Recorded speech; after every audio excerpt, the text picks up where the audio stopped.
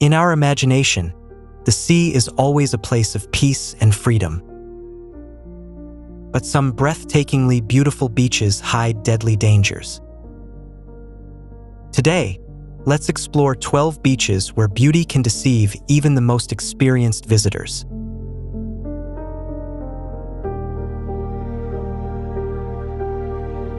Danger isn't always visible on the water's surface. It can be a hidden current silently pulling you out to sea, a creature lurking beneath the clear waters, or even invisible toxins dissolved in every wave.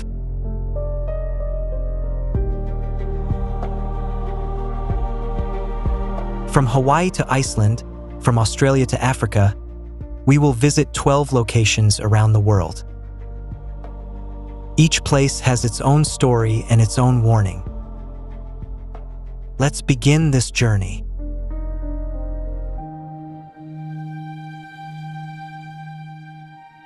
New Smyrna Beach in Florida, USA, looks like any other resort beach. But it carries a terrifying title, the shark bite capital of the world. Each year, it records more shark attacks than any other beach on the planet.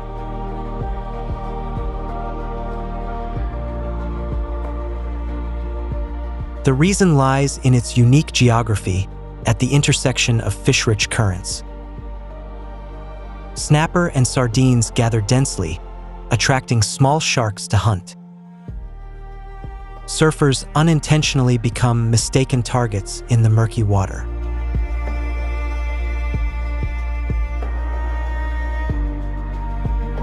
Most bites here are non-fatal, but leave lifelong scars. Experts advise avoiding swimming early morning or late evening when sharks hunt most actively. The calm appearance of New Smyrna is its most dangerous trap.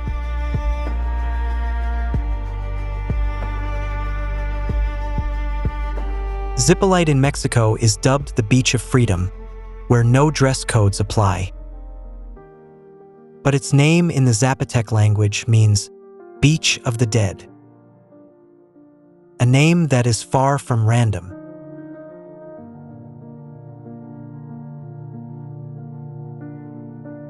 The seabed at Zipolite drops off abruptly, creating extremely strong offshore currents. Rip currents can pull an adult tens of meters out to sea in seconds. Each year, dozens of tourists drown here.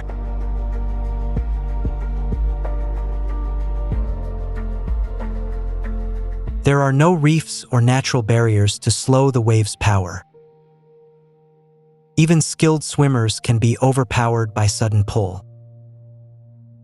Zipolite is enchanting, but the ocean here does not forgive complacency.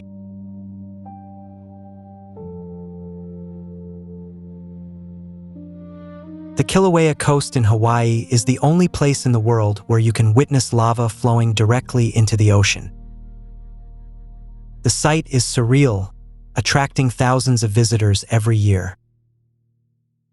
But behind this beauty lies one of the most dangerous natural phenomena on Earth.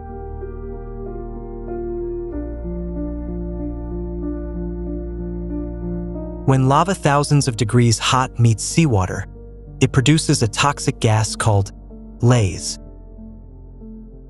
This mixture contains hydrochloric acid and ultrafine glass particles, capable of burning lungs and eyes. Winds can shift suddenly, carrying the toxic gas directly to where visitors stand.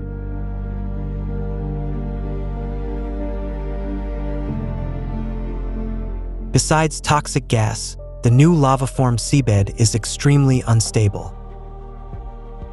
There have been numerous incidents where coastal rocks suddenly collapse into the sea, taking nearby people with them.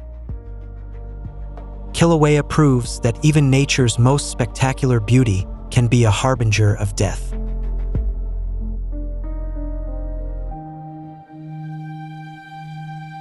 Reynisfjara in Iceland often ranks among the world's most beautiful beaches. Jet black sand, hexagonal basalt columns, and the raging North Atlantic waves create a surreal scene. Yet this wild beauty conceals a silent killer.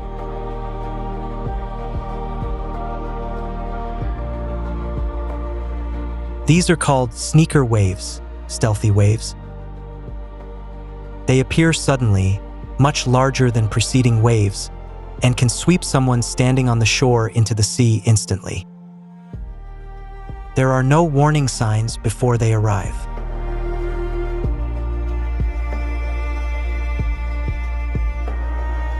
The Arctic-like waters here are too cold and powerful for anyone who falls in to save themselves. Many tourists have died simply by stepping back to take a perfect photo.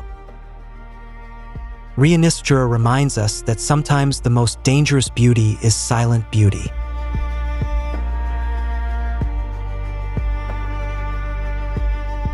Réunion Island, part of France in the Indian Ocean, was once a surfer's paradise.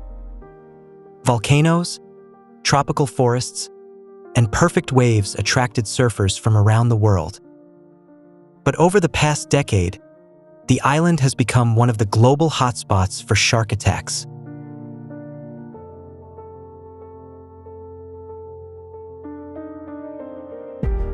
Scientists have yet to fully explain the sudden spike in attacks.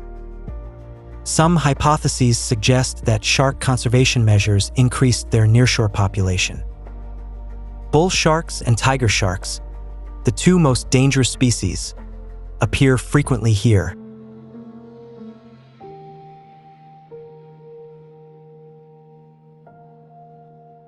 Local authorities had to ban swimming and surfing in many areas of the island.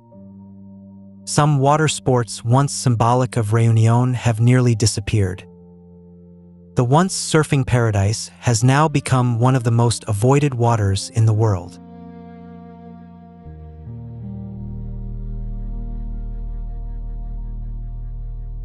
Skeleton Coast in Namibia, true to its name, is the Coast of Bones. It is the graveyard of hundreds of ships, from old trading vessels to modern ships. A land where isolation and harshness have claimed countless lives.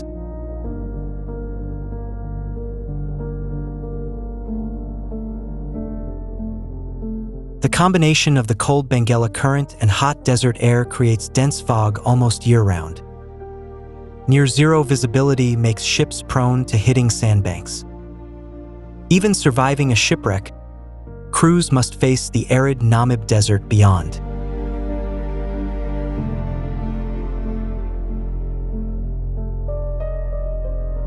No villages, no fresh water, no human presence to call for help over hundreds of kilometers. Shipwreck survivors often die of thirst and starvation before being found. Skeleton Coast proves that sometimes isolation itself is the cruelest killer.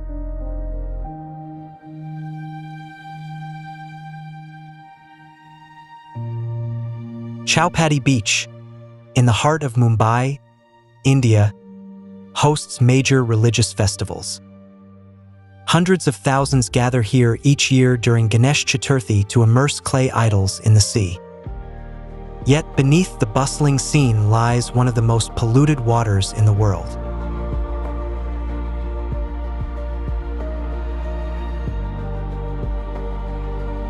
Untreated domestic and industrial sewage from the million-strong city flows directly into these waters. Coliform bacteria levels sometimes exceed safety limits hundreds of times. Each year, thousands of chemically treated clay idols are also released into the water.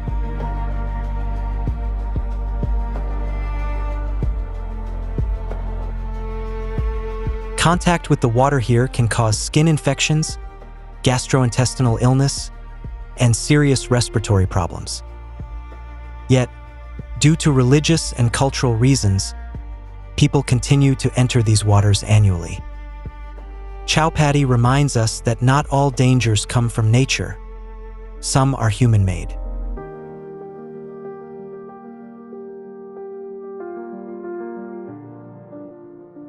To reach Hanakapi'ai Beach on Kauai, you must hike for hours along a rugged coastal trail.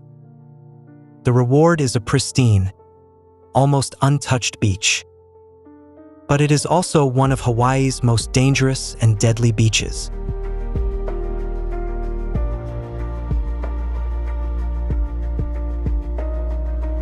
There are no lifeguards on duty at this beach.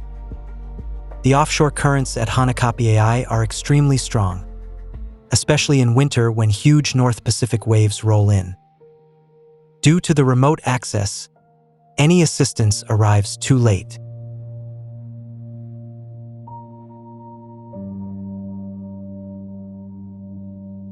Authorities have erected a sign showing the number of deaths at this beach, a staggering figure. Most victims are tourists drawn by its wild beauty, underestimating the currents. Hanakapi'ai serves as a warning that a remote, beautiful beach is not synonymous with safety.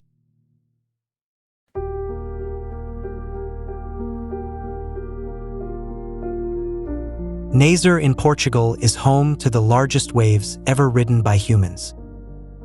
Some waves here reach over 30 meters, created by a massive underwater canyon. It's a sanctuary for professional surfers, but also one of the most dangerous places to stand near the sea.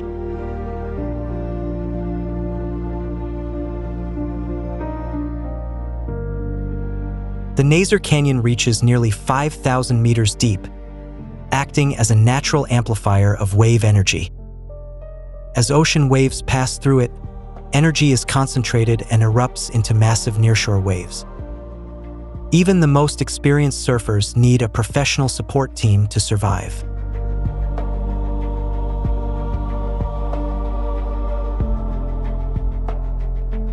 The danger is not only for surfers, but also for tourists standing on cliffs to view the waves.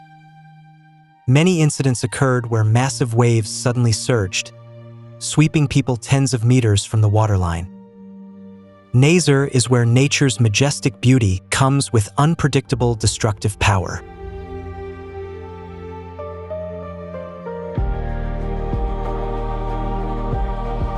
Cape Tribulation in Australia is one of the few places where two natural heritage sites meet: tropical rainforest and coral reef. The scenery is so surreal it looks like a wild nature documentary. But the name Tribulation hints at the hidden dangers of this coastline.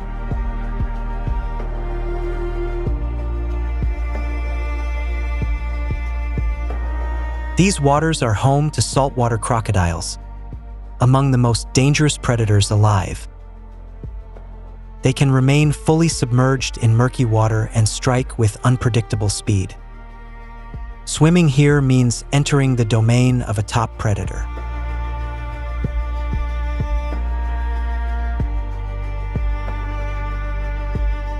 Besides crocodiles, this area is home to box jellyfish, among the deadliest creatures on Earth. Their venom can stop a heart within minutes without immediate treatment. During jellyfish season, many Cape Tribulation beaches must close entirely.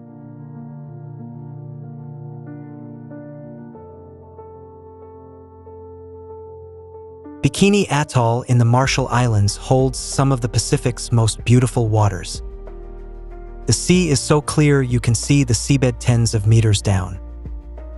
Yet this serene beauty conceals a tragic mid-20th century legacy.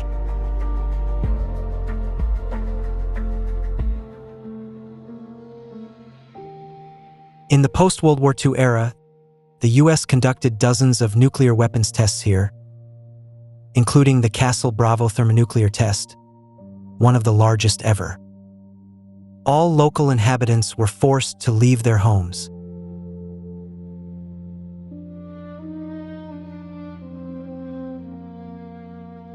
Decades later, radiation levels in soil and some seafood still exceed safe limits.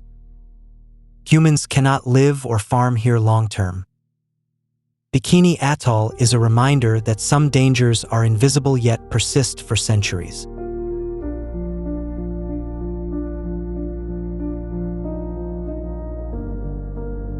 Fraser Island in Australia is the world's largest sand island, with crystal-clear freshwater lakes amid sand dunes. Often regarded as one of Australia's most beautiful destinations, Fraser Island also hosts nearly every danger a beach can pose.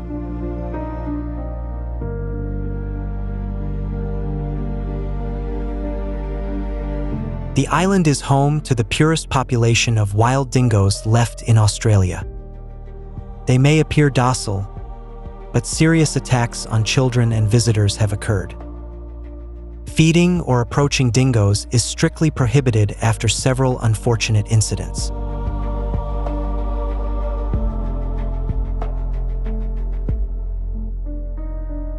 Besides dingoes, the waters around the island frequently host sharks near the shore. Venomous jellyfish, strong currents, and sudden waves make swimming risky. Fraser Island is a prime example of how a tourist paradise can hide nearly every natural danger.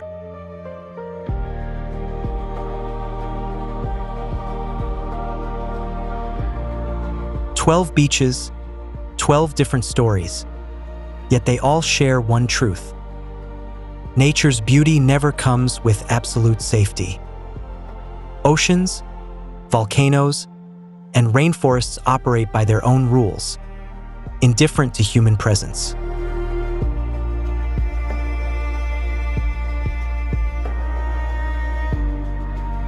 Most deaths at these locations don't occur from lack of warnings.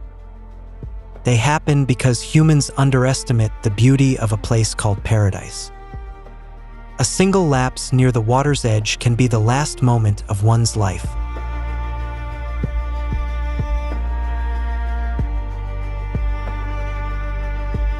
Danger doesn't only come from large, fearsome creatures like sharks or crocodiles. It can be an invisible current, a sudden wave, or a colorless, odorless toxic gas. It can even be a radioactive legacy silently persisting decades after humans have left.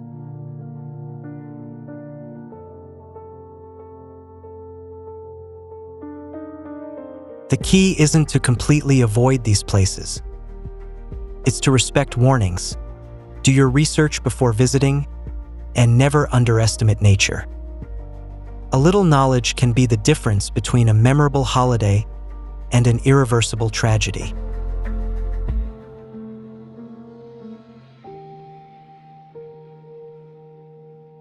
Nature is neither good nor bad. It simply is powerful and uncompromising. The ocean's beauty will always captivate humans. That's unchangeable. But behind every stunning beach photo, remember that beauty may conceal an entirely different story.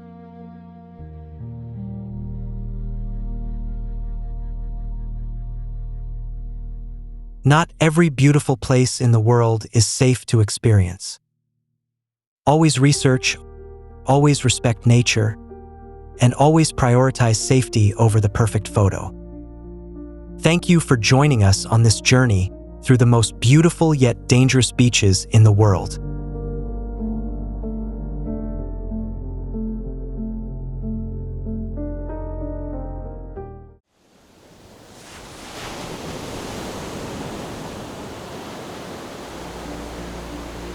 On the world map, there is a narrow strip of water less than 33 kilometers wide, so small it is easy to overlook.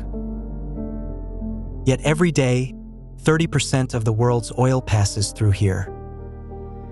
It is called the lifeline of civilization.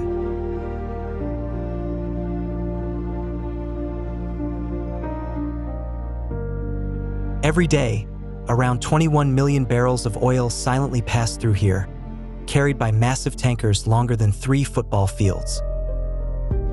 They come from the oil fields of Arabia and travel to every corner of the world. There is no alternative route.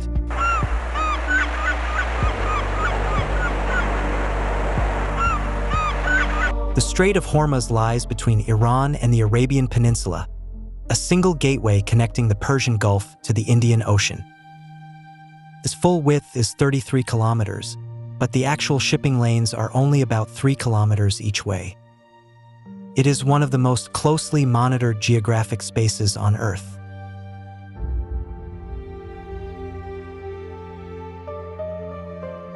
Thousands of years ago, Arab traders sailed these waters, carrying spices, pearls, and silk to India. Hormuz was once an independent trading empire where sea routes converged. Its role has changed, but its importance has never diminished.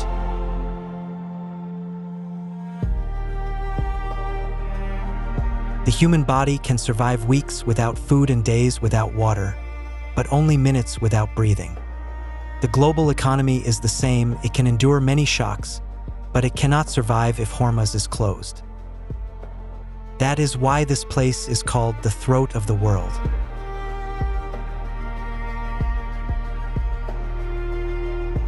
"21 million barrels of oil. That is what the Strait of Hormuz must digest every single day. If poured into Olympic swimming pools, it would fill over 30,000 of them. No other oil transit route on Earth comes close to this scale.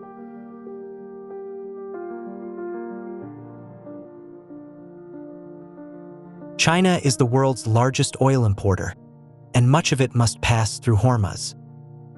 Every factory running, every car moving, every building being heated in China is tied to this narrow stretch of water. It is a geographic dependency Beijing has never been comfortable with.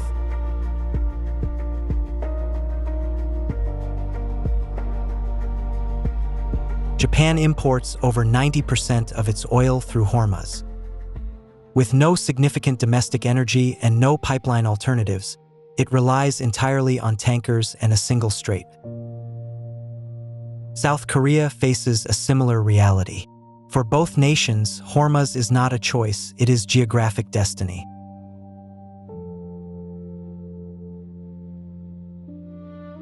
If supply through Hormuz is disrupted for just a few days, global oil prices could surge by tens of % within 24 hours. And when oil rises, everything rises: transport, manufacturing, food, electricity. The global supply chain tightens like a body cut off from its blood flow.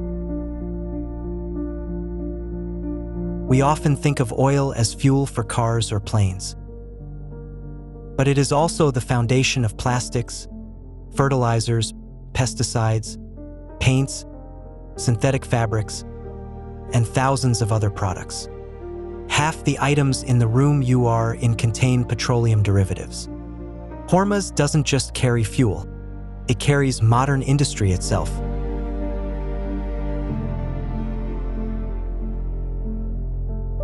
India, one of the fastest-growing economies in the world, is also increasing its dependence on Gulf oil. The Jamnagar refinery processes over 1 million barrels a day, most of it arriving through Hormuz. The prosperity of hundreds of millions of Indians is anchored to a strait thousands of nautical miles from Mumbai.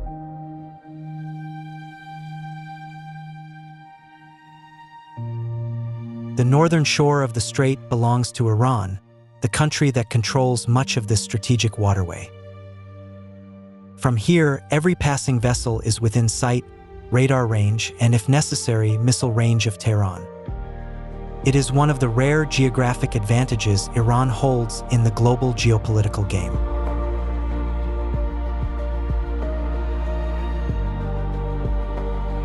Along Iran's coastline, anti-ship missiles like Noor and Khalij Fars are positioned on rugged mountain terrain. They can strike targets hundreds of kilometers away, and within the narrow confines of Hormuz, no vessel can escape their range. This is asymmetric warfare, low cost, high destructive impact.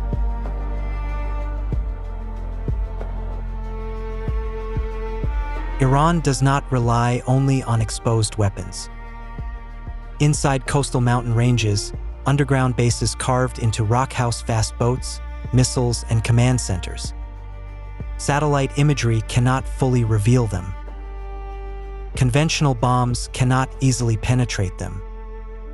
This is a hidden card Iran holds, and its adversaries know it well.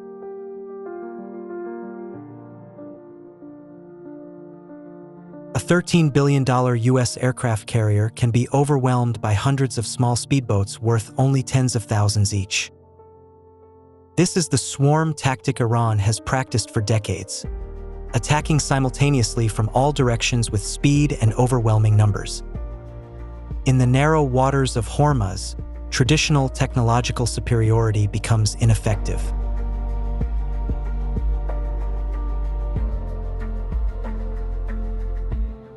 Beneath the strait, where no human eye can see, Iran could deploy thousands of naval mines within hours. A single mine can tear open the hull of a supertanker. And once a few ships are damaged or sunk, the entire route can be shut down, not by force but by fear. It is one of the most effective psychological weapons in Hormuz.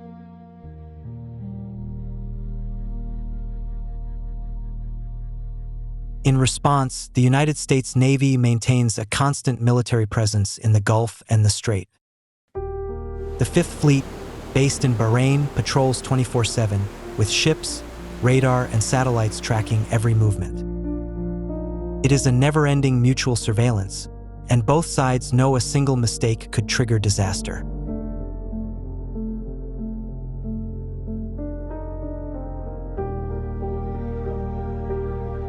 What sounds like a hypothesis has already happened multiple times.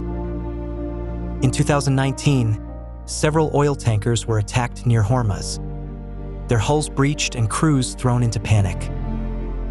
Oil prices spiked instantly, and global financial markets trembled. Just a few attacks, without full-scale war, were enough to trigger worldwide economic anxiety.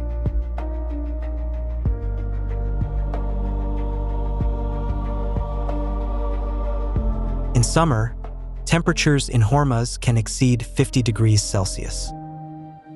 The sea becomes a mirror reflecting intense heat, and metal surfaces on ships can burn skin on contact.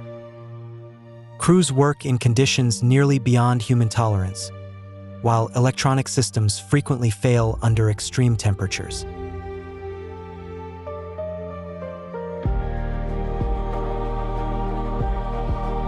From the Arabian Desert, massive sandstorms regularly sweep into the strait, reducing visibility from kilometers to zero within minutes. Navigating a 330-meter-long tanker through a 3-kilometer channel without sight is a challenge captains must face. Radar becomes the only eye, yet even it can be disrupted in the storm.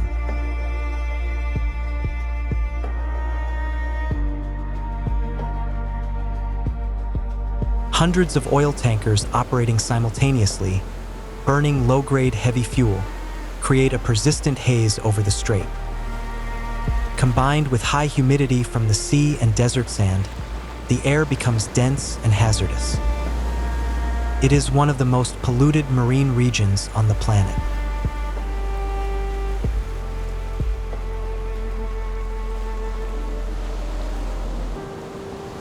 A supertanker requires 3 to 5 kilometers to come to a full stop. In Hormuz's narrow 3-kilometer shipping lane, that means there is no margin for error. Captains must make split-second decisions, relying on years of experience and nerves of steel. A single collision could sink hundreds of millions of dollars and trigger a devastating oil spill in these confined waters.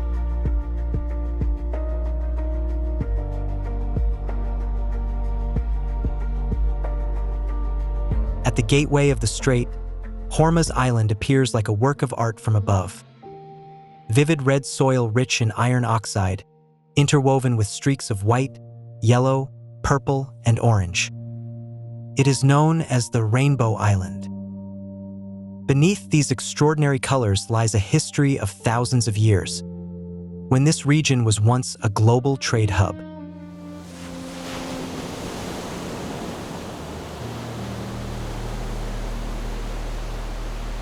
The people of Hormuz do something few places in the world can claim. They eat the earth.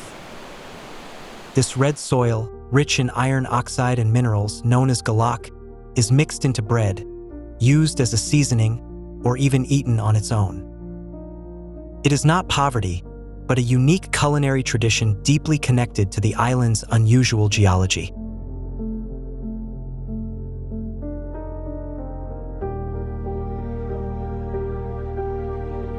Every morning, fishermen set out to sea on small wooden boats, following traditions passed down for centuries.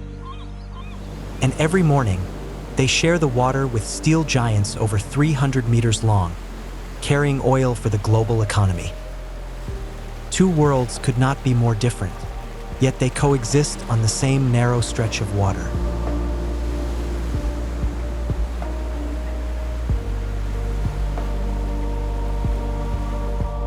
Bandar Abbas, a city of 500,000 on the northern shore, exists because of Hormuz and lives through it.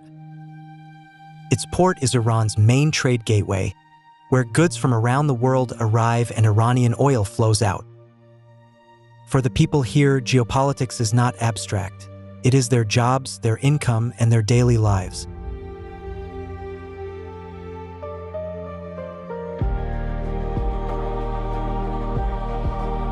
As the sun sets behind anchored oil tankers, Hormuz reveals a breathtaking beauty, red, orange, and purple blending across the calm sea.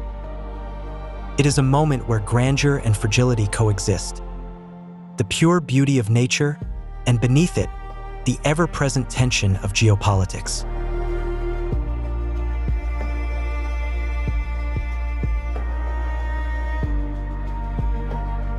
Saudi Arabia and the UAE have built pipelines across the desert to reduce dependence on Hormuz.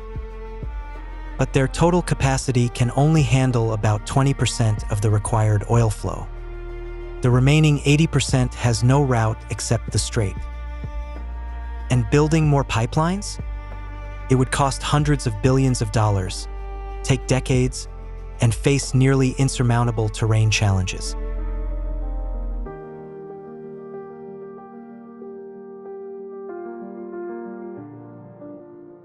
In theory, tankers could reroute around the Cape of Good Hope in Africa. But that would add thousands of nautical miles, weeks of travel, and dramatically higher costs. Oil prices would rise 10 to 15% from transport alone, and the world would need twice as many tankers. It is not impossible, just too expensive to be practical.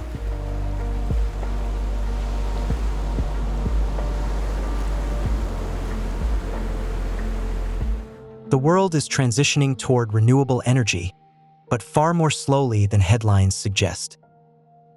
Oil will still dominate global energy at least until the mid-21st century.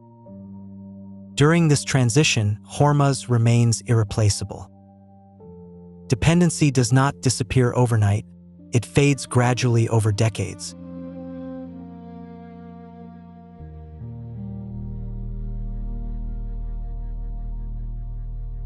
Experts have modeled a scenario where Hormuz is closed for just 48 hours. Within the first 6 hours, global financial markets begin to tremble. By hour 24, oil prices could exceed $200 per barrel. By 48 hours, some Asian governments may convene emergency cabinets. No war is needed, just 2 days of closure.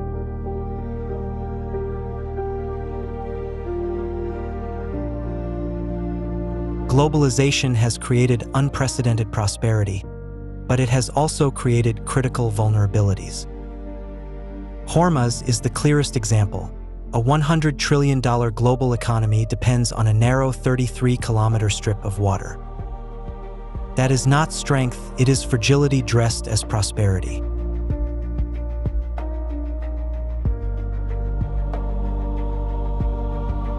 Every oil tanker that passes safely through Hormuz is the result of a delicate balance between Iran and the United States, between Saudi Arabia and its neighbors, between geopolitical calculations and economic interests. Peace here is not luck. It is the product of constant restraint, day after day. And that restraint can break at any moment.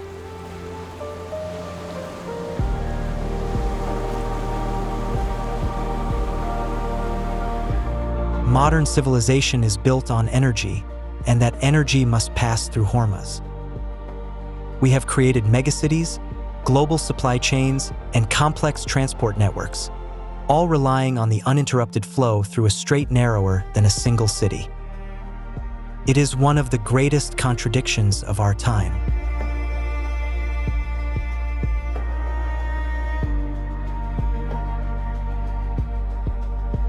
Every morning, Hormuz awakens and continues its work, quiet, unseen, yet indispensable.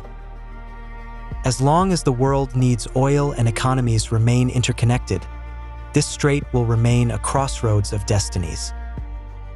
A narrow 33-kilometer strip of water, small on the map, yet carrying the weight of an entire civilization.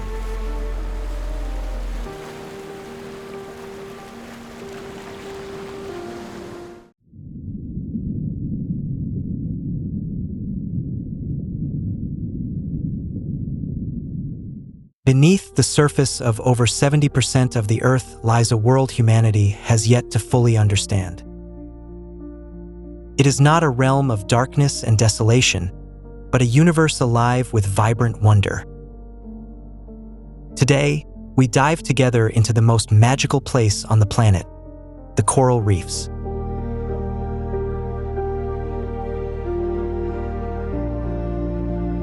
Thousands of years before humans set foot on the moon, tiny creatures were building the greatest structures on Earth. Coral reefs, constructed by organisms no larger than a finger, stretch for thousands of kilometers. They are the cities of the ocean, and every corner holds untold stories.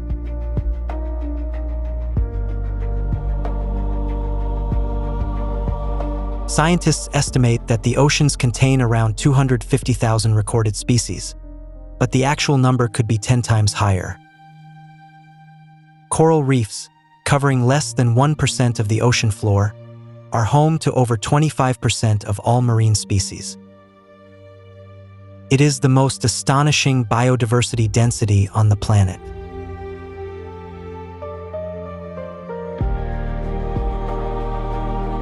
But this magical world is disappearing at an alarming rate.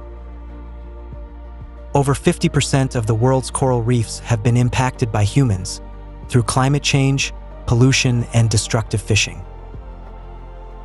Before they vanish, let us meet the most extraordinary inhabitants of this underwater world.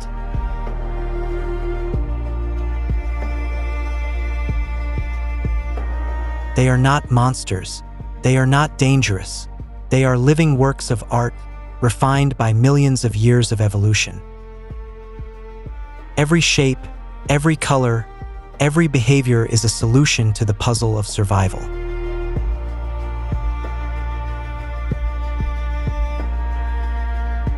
Coral reefs only exist within a narrow band around the equator, where seawater temperatures range from 22 to 28 degrees Celsius. Light must be strong, salinity stable. These are the strict conditions nature has maintained for millions of years. Today, we will explore the 15 most unique creatures of this extraordinary world.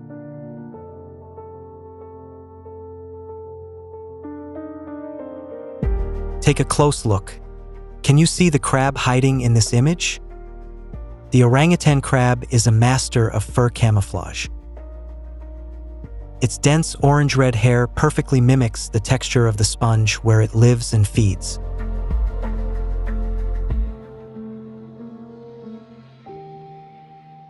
The relationship between the orangutan crab and the sponge is a prime example of symbiosis in nature. The crab gains protection through camouflage. The sponge is cleaned of debris. This is not by chance. It is the result of millions of years of coevolution.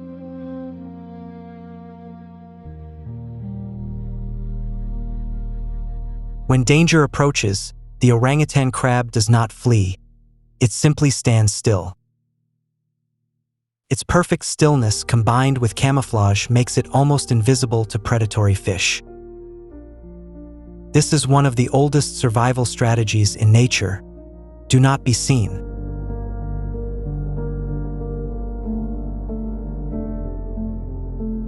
In the natural world, vibrant beauty is often a warning.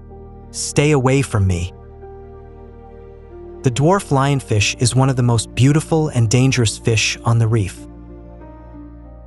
Its fan-like, colorful fins contain venomous spines that can cause severe pain to anyone foolish enough to touch them.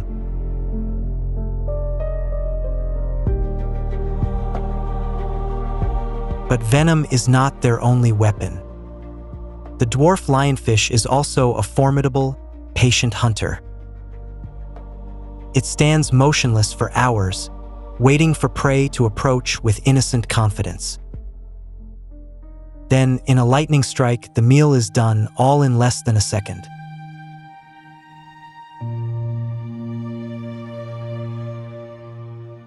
The dwarf lionfish's colors are not just to warn predators. They are also a language of love. During mating season, males spread their fins as wide as possible to attract females. The more vibrant and striking the display, the stronger the signal of health and good genes.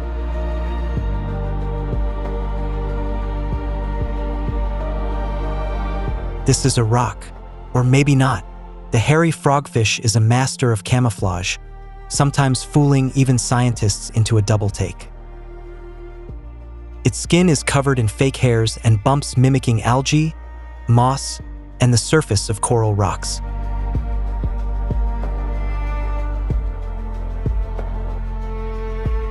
The hairy frogfish possesses a unique hunting tool, a fishing rod growing from its forehead. This elysium ends with a lure that looks exactly like a swimming shrimp or worm. The frogfish sits still, wiggling the lure, waiting for prey to come close.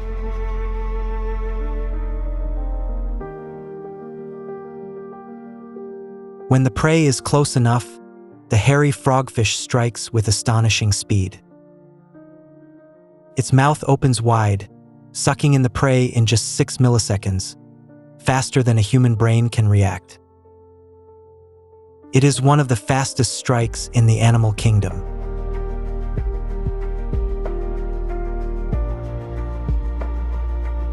Nature designed the coral butterflyfish's snout like a surgical tweezer.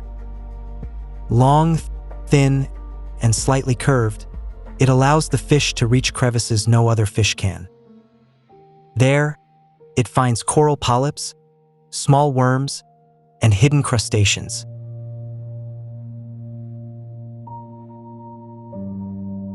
But the snout is not the butterflyfish's only defense. Look at its tail. A large dark spot resembles an eye. This false eye deceives predators. Attacking the wrong end, the butterflyfish darts in the opposite direction, narrowly escaping.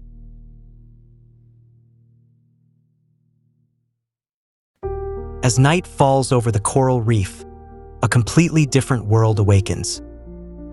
Lantern cardinal fish gather in massive schools, and they glow. Bioluminescence is not just beautiful. It's a language, a navigation system, and a hunting tool all in one.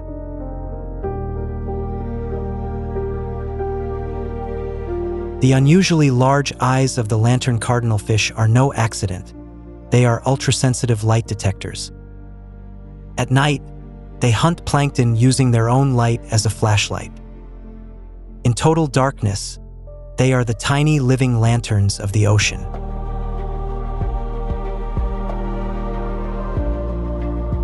If you think the leafy sea dragon is just an oddly shaped fish, think again. Each leaf on its body serves no purpose in movement. They are purely for camouflage. The creature moves using tiny, transparent fins that vibrate so quickly, they are nearly invisible to the naked eye.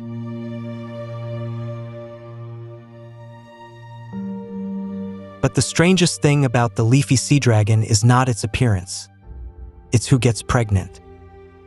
In this species, the male carries the eggs. The female deposits them into a special pouch on the male's belly. The male nurtures and protects the eggs until the young hatch, a complete reversal of typical gender roles.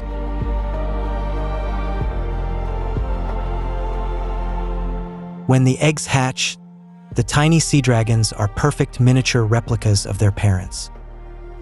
They receive no post-hatching care, They must fend for themselves in the vast ocean.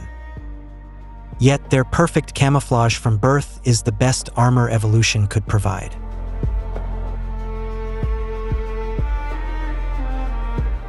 In the entire ocean, no dance is as beautiful as the Spanish dancer nudibranch moving through the water. Its fiery red body undulates in rhythm, like a flamenco dancer performing. But this beauty is no mere display. It is a clear warning. I am toxic. Do not eat me.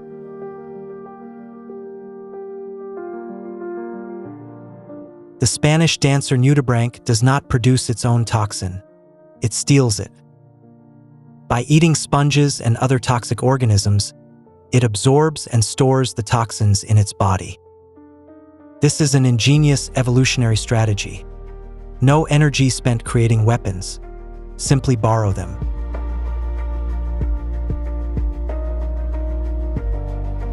At first glance, you might think these are Christmas trees decorating the ocean floor. In reality, each tree is the upper part of a tube worm, the Christmas tree worm, protruding from its calcareous tube. These twin spirals are not just beautiful, they serve as both respiratory and feeding structures simultaneously.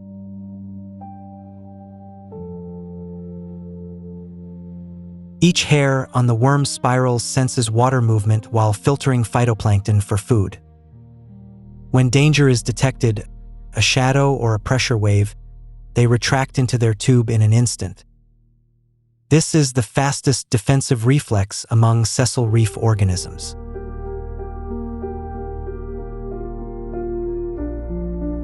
Try to find the fish in this image. Difficult, isn't it?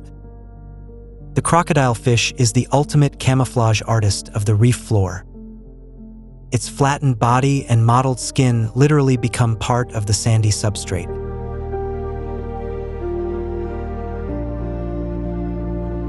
The crocodile fish's eyes have a unique structure, a complex membrane covering the surface to prevent light reflection. In the world of camouflage, glinting eyes can reveal a predator's location. When prey comes close enough, it opens its mouth, generating extreme suction to draw in the prey before it can react.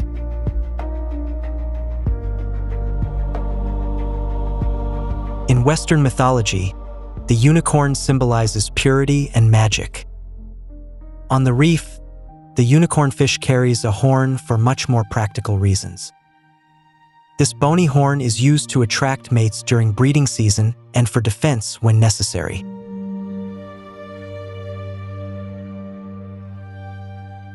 Titan triggerfish is one of the few reef fish truly dangerous to humans.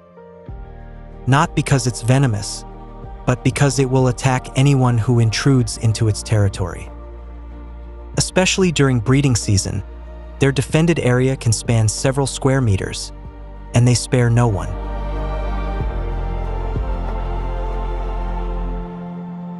The jaws of the Titan triggerfish are so strong they can crush hard coral to reach sea urchins and crustaceans inside.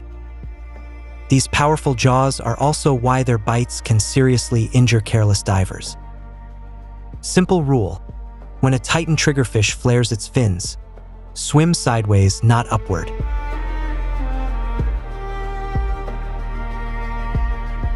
Each year, thousands of Australian giant cuttlefish gather in Spencer Gulf to perform one of the ocean's most spectacular breeding displays. This is the world's largest cuttlefish. The males can reach 0.5 meters and weigh over 10 kilograms. But what makes them famous is not their size. It's their ability to change skin color.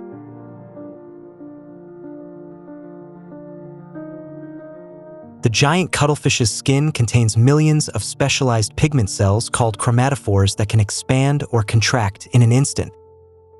They do more than just change color. They create intricate patterns that move across the skin like a living display. This is the most sophisticated color language in the invertebrate world.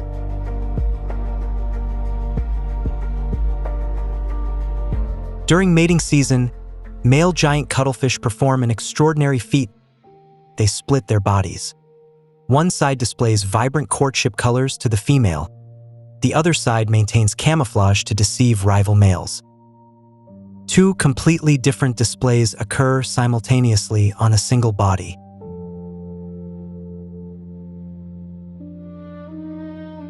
If you are diving and accidentally touch what looks like a piece of coral, be careful.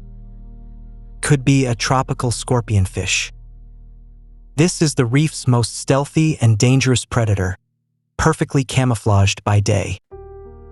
Its dorsal spines contain potent venom that causes intense pain, muscle paralysis, and in severe cases can be life-threatening.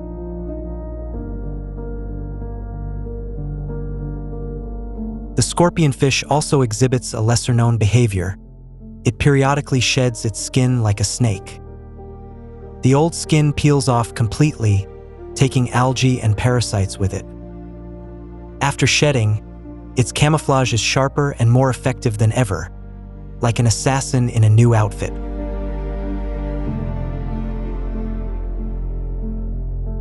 The clownfish and sea anemone pair symbolize symbiotic friendship in the ocean. The anemone protects the clownfish with its stinging tentacles. The clownfish defends the anemone from butterfly fish. But it's the clownfish's immunity to the anemone's toxin. That's the truly fascinating story.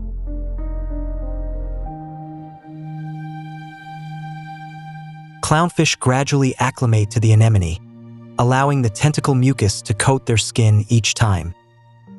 Gradually, the anemone recognizes the clownfish's scent as its own and does not trigger a sting reflex. This is not inherited. It must be learned individually for each clownfish.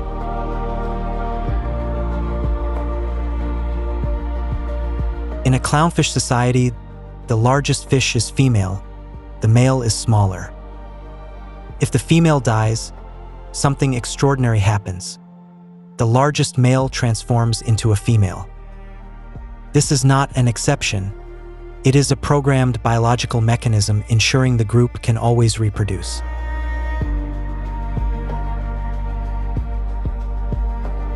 In most cultures, moray eels symbolize hidden danger in the dark.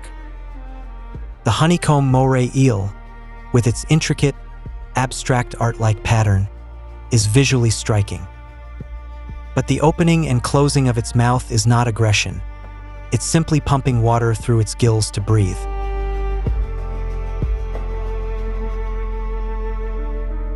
The honeycomb moray eel has a special friend, the cleaner shrimp. These tiny shrimp freely enter the eel's mouth, potentially the easiest meal in the ocean, to clean its teeth and parasites. The eel does not eat the shrimp. The shrimp is not afraid. The perfect business arrangement has existed for millions of years.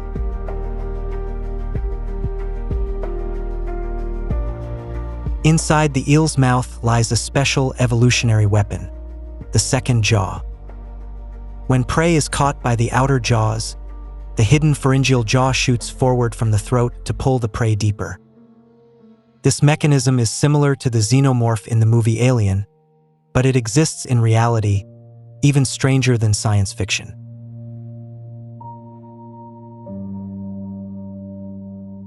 None of the species we've met exist independently.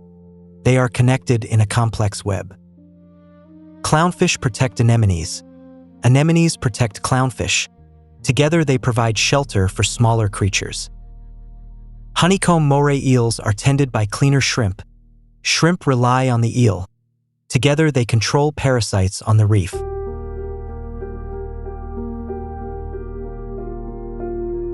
In the coral reef ecosystem, each species is both a problem and a solution for others. Titan triggerfish are aggressive, but by eating sea urchins, they control the population and protect the coral from overgrazing. Losing a single species can trigger a cascading collapse we cannot foresee.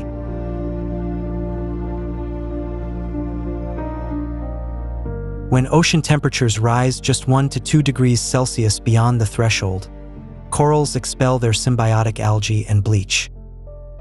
Without coral, the creatures we've seen lose their homes, food, and breeding grounds.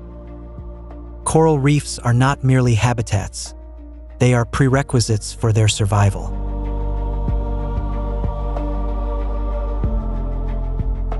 Coral reefs also provide direct food for over 500 million people worldwide.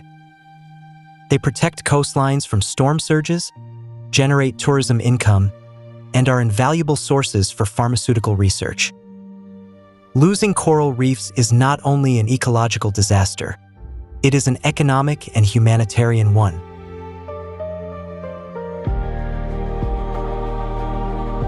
These creatures are not monsters. They are not dangerous.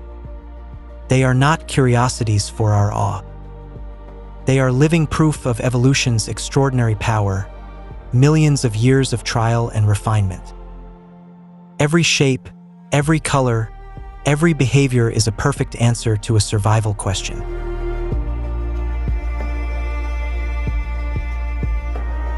Modern science has only begun to understand a tiny fraction of what is happening beneath the reefs.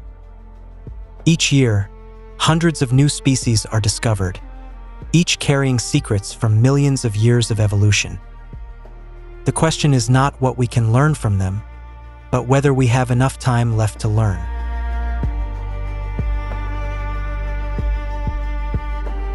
Coral reefs have survived 5 mass extinctions in Earth's history. They endured asteroid impacts, ice ages, and massive geological upheavals.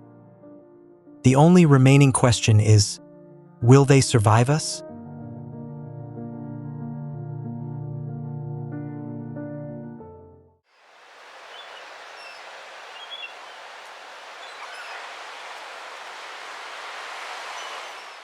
There is a sea in northern Europe, not as famous as the Mediterranean, not as glamorous as tropical bays.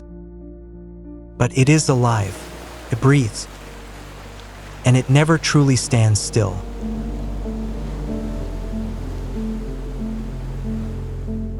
The North Sea stretches across more than 750,000 square kilometers, bordered by the United Kingdom, Norway, Denmark, Germany, the Netherlands, Belgium, and France. It is one of the busiest and harshest seas on Earth. Here, the wind never asks permission before it blows.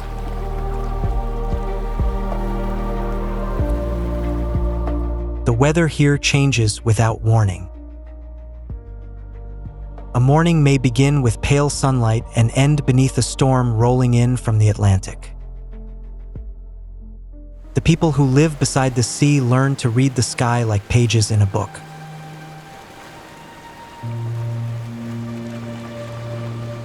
For thousands of years, people have chosen to live beside the sea.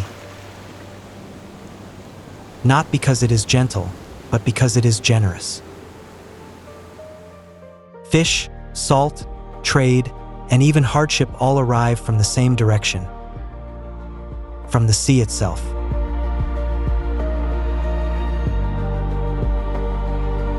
The white cliffs of Dover, an icon of Britain, are also a reflection of the North Sea's power.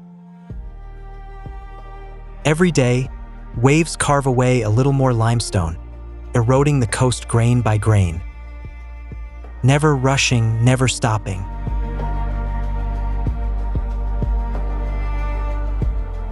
Ancient sea charts were filled with warnings. Dangerous currents, hidden sandbanks, winter storms. The people of the past never truly conquered the sea. They learned instead how to live alongside it, season after season, tide after tide.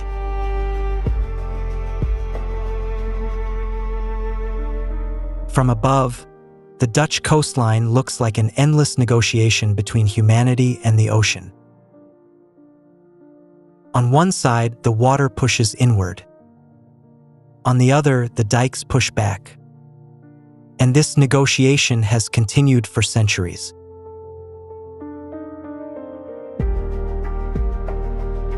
But sometimes the North Sea knows how to be silent.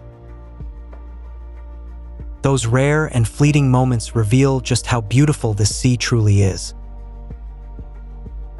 And in those moments, you understand why people never really leave it behind.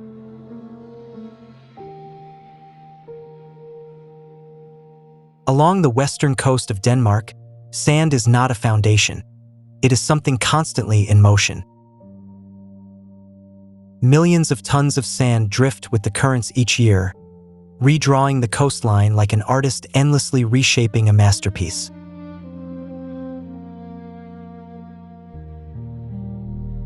Every grain of sand is on a long journey, from the seabed to the shore, from the shore to the dunes and back again to the sea. A cycle with no beginning and no end. Sand is never still. It is only waiting for the wind.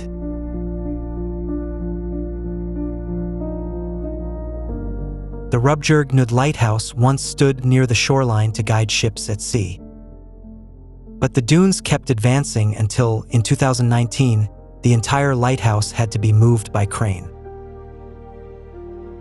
It was not the sea that swallowed the lighthouse, it was the sand carried by the wind.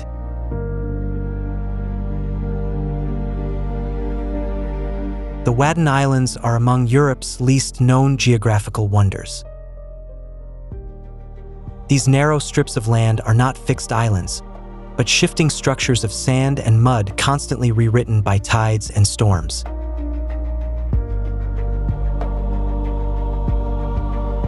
Zipolite Island loses an average of 1 meter of width every year along its western coast. This is not a metaphor, it is measured reality. Over 2 centuries, hundreds of meters of land have disappeared beneath the sea. Old maps are no longer accurate.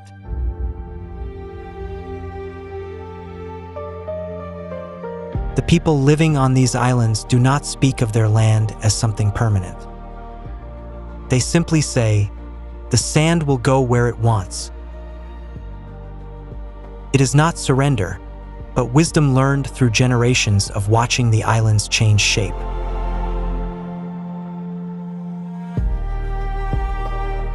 Twice each day, the tide retreats and transforms the Wadden Sea into an entirely different world.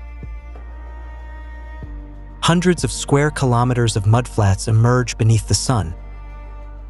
A vast wet desert appearing and disappearing according to the moon's schedule.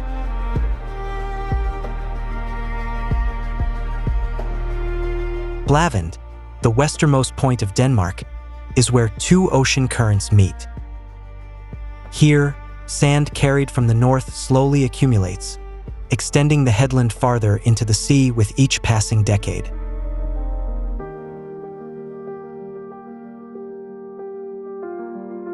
Standing on these dunes at sunset, the boundaries between earth and sky, sand and water, present and past all begin to fade away. What remains is the feeling of being very small and of the sea being unimaginably old.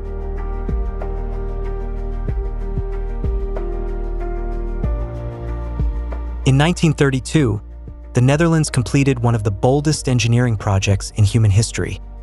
The Afsluitdijk, a 32-kilometer barrier that sealed off an entire bay and transformed the Zuiderzee into the freshwater Lake IJsselmeer. This was not construction, it was a declaration of war against the sea.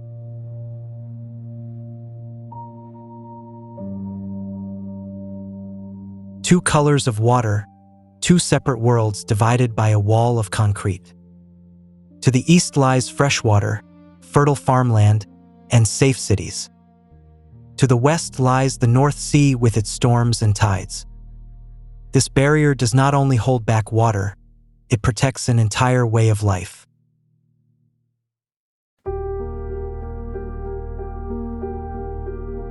But the ocean never fully surrenders. On the night of January 31st, 1953, a historic storm struck the Netherlands and shattered hundreds of dikes. Nearly 1,900 people died. Entire villages vanished beneath the sea in a single night. And afterward, the Dutch rebuilt, stronger than ever before.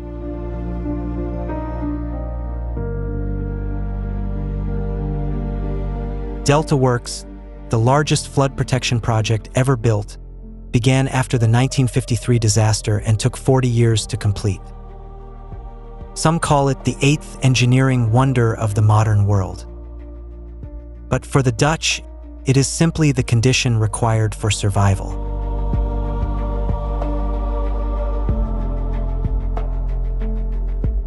A lighthouse is not merely a tower of light. It is an admission that these waters are dangerous and people need warning.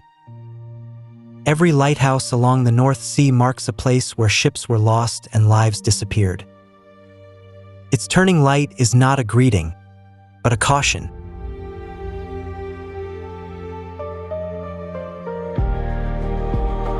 Small fishing villages along the Scottish coast have survived for centuries with the same rhythm of life.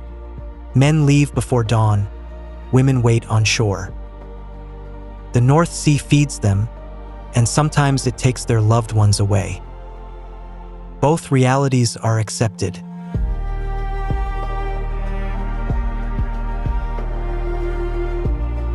Kronborg Castle, where Shakespeare set the story of Hamlet, was built to control the narrowest passage between the North Sea and the Baltic.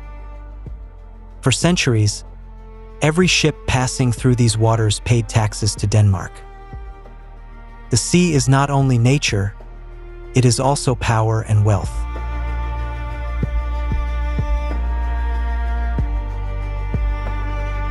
The 20th century brought a new form of extraction: oil and natural gas from beneath the North Sea.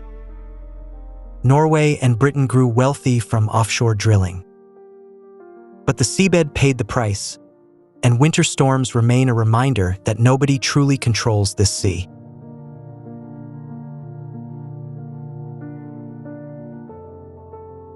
And now humanity has found another way to harvest the North Sea, by collecting the wind itself.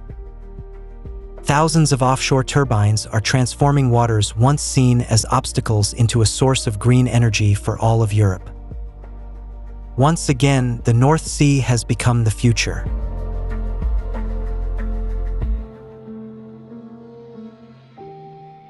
Tides in the North Sea are not a small matter. In some places, the difference between high and low tide reaches 10 to 12 meters.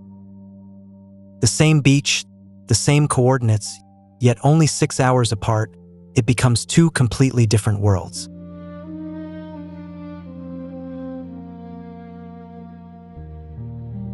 When the tide retreats across the Wadden Sea, people can walk from the German coast to distant islands kilometers away, crossing mudflats and shallow tidal channels beneath an overwhelming sky.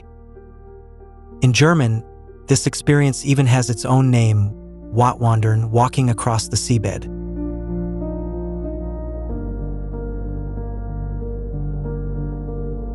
The mudflats may appear empty, but beneath every square centimeter lies a dense living community. Worms, shellfish, tiny shrimp, and fish larvae thrive here in numbers greater than many tropical forests. This is a vast natural restaurant feeding millions of birds every year.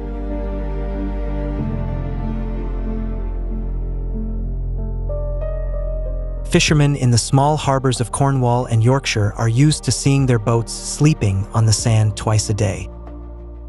They do not see it as inconvenience, but as part of life's rhythm.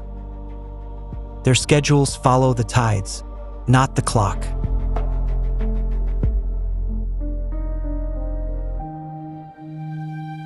From above, the tidal channels winding through the salt marshes resemble the veins of a giant living creature. Water flows in and out with every tide, carrying nutrients, oxygen, and life into every corner of the marsh. This is not a dead landscape, it is a beating heart.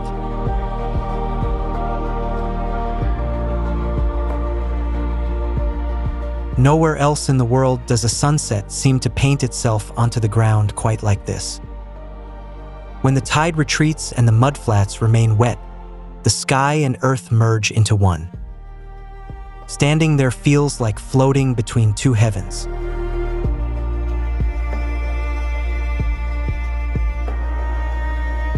The rising tide at night has a sound entirely its own. Water slipping through the grass, small waves tapping against the dikes, wind carrying the smell of salt deep inland. The people who live here know which sounds are normal and which are dangerous. It is knowledge no textbook can teach.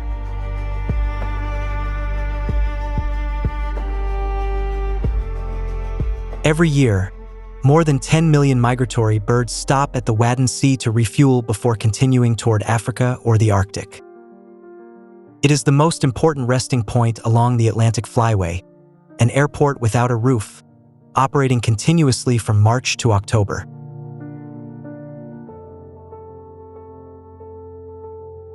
Puffins, with their brightly colored clown-like beaks, nest inside burrows carved into the cliffs of Scotland and Norway.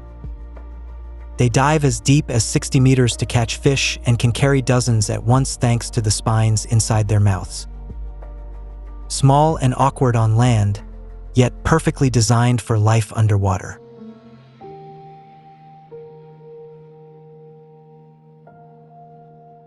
Gray seals are among the oldest inhabitants of the North Sea. Weather, tides, and tourists hardly seem to disturb them. Resting on the sand, they resemble forgotten stones scattered across the shore, yet their dark, wet eyes quietly watch everything around them.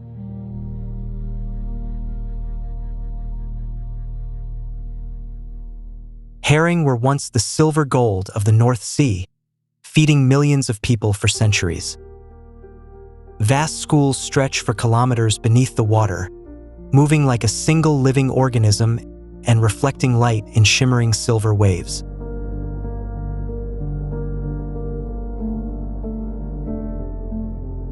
Summer brings jellyfish closer to the shores of the North Sea. These nearly transparent creatures, with no brain, no heart, and no bones, have existed almost unchanged for more than 500 million years. They do not swim, they drift. And within that drifting exists a strange beauty beyond ordinary language.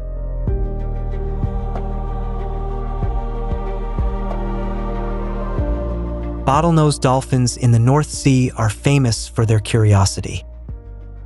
They often approach boats on their own, riding the waves at the bow as if playing. In Northern European fishing culture, seeing dolphins is considered a good omen. No one truly knows why they do it, and that mystery is part of what makes them fascinating.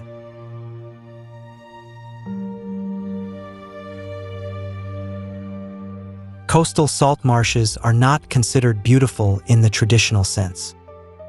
There are no mountains, no waterfalls, but in spring, when sea lavender blooms, the entire marsh turns pale purple all the way to the horizon. A quiet beauty belonging to places few people hurry to visit.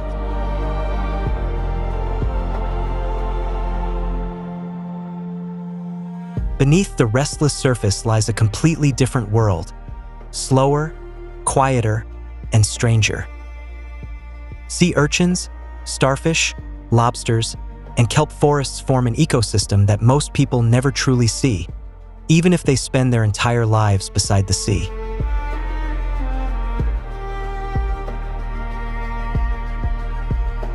In the far north near the Shetland and Orkney Islands, the water is so clear that the seabed can be seen from above. These are the coldest and most nutrient-rich waters of the North Sea, where plankton thrive, fish gather, and seabirds can never seem to eat enough.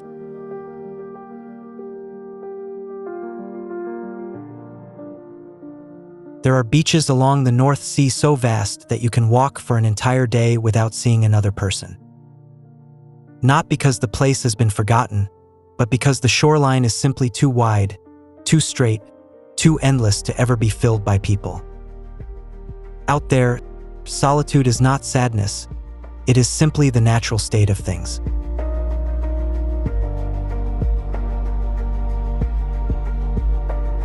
The light of the North Sea changes with the hour, the tides, the seasons, and even the humidity in the air in ways found nowhere else on Earth. 17th century Flemish and Dutch painters became so obsessed with this light that entire schools of painting were born from it, soft, diffused, never harsh, yet luminous in its own quiet way.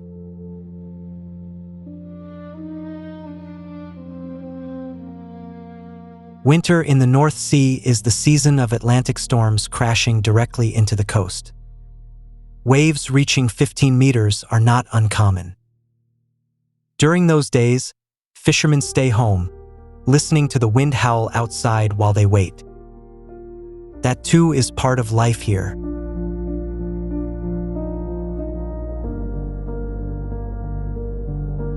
Far to the north, where the North Sea reaches the Arctic Circle, the sun does not fully set for weeks during summer. This midnight light, glowing red and gold without ever becoming dark, creates the feeling that time itself has stopped and that you are standing somewhere outside reality.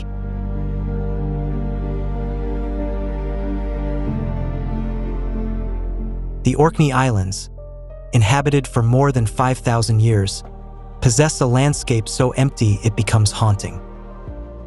No tall trees can survive the wind. Stones lie scattered as if thrown there by giants.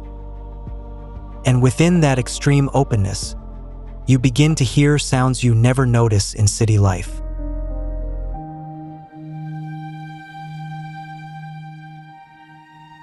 Crossing the North Sea by ferry is a unique experience, hours without seeing land, surrounded only by water, waves, and a low gray sky.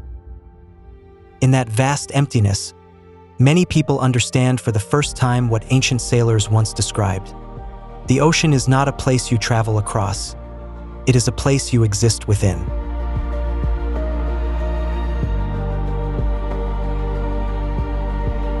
From high enough above, everything becomes visible at once. The rocky coast of Scotland in the northwest, the sandy islands of Denmark in the northeast, the Dutch sea barriers in the south, and the white cliffs of Dover in the southwest. One sea, many nations, many languages, many ways of life, all shaped by the same forces: water, wind, and tides.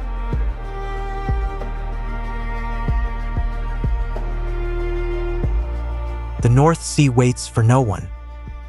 It will continue reshaping coastlines, moving dunes, feeding millions of living creatures, and challenging humanity, whether anyone is watching or not. And that is perhaps the most beautiful thing about this place. It does not need to be discovered in order to exist. It is simply there, always moving, always changing, never quite the same as yesterday.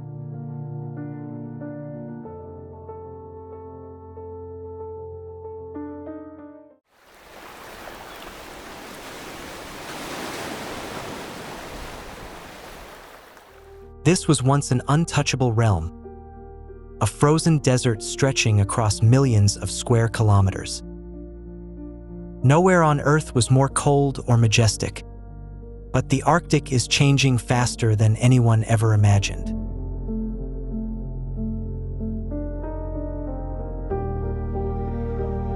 Over the past 30 years, nearly 40% of Arctic sea ice has disappeared.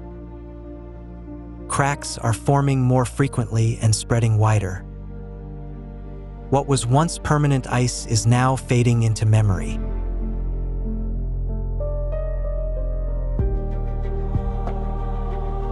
Satellites have captured this entire transformation. Year by year, summer ice retreats, revealing deep blue waters that haven't seen sunlight for thousands of years. This is no longer a prediction. This is reality.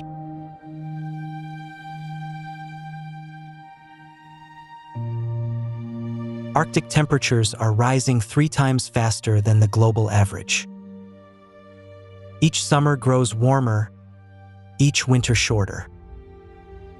And every degree brings consequences no one fully anticipated.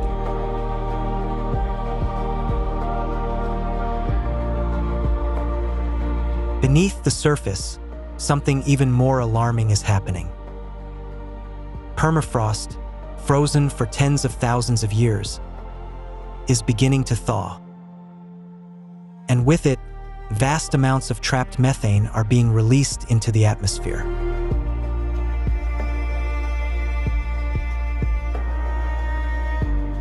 In the past, even in summer, the sea was still covered with thick ice. Now it is gone.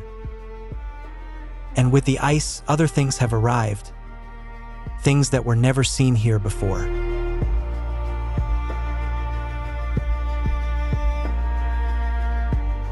The Arctic Ocean is no longer locked in ice as it once was. In summer, open water corridors expand like invisible highways, inviting any creature strong enough to reach them.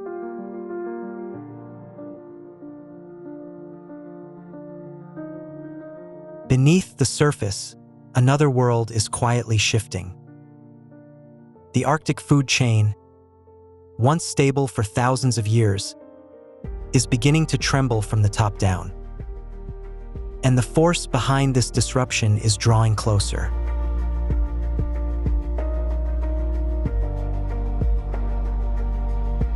This is a predator the Inuit had rarely seen in these waters, at least not in such numbers.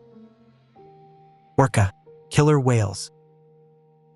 The ocean's apex predator, now entering a realm that was never theirs.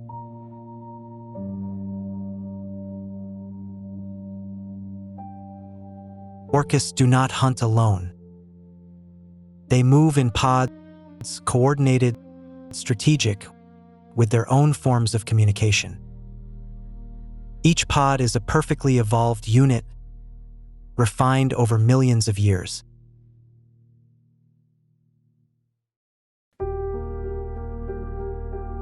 In the past, thick sea ice formed a natural barrier, preventing orcas from entering the Arctic. They cannot breathe if the ocean surface is completely sealed by ice. But now, with open water corridors in summer, the path is clear.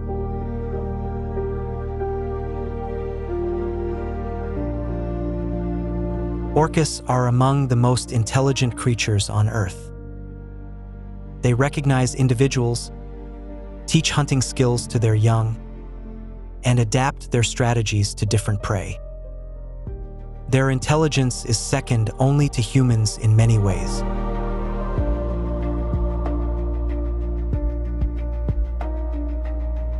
An adult orca can weigh up to 6 tons and swim at speeds exceeding 55 kilometers per hour. No marine creature, not even great white sharks, dares to confront them. Orcas have no natural predators.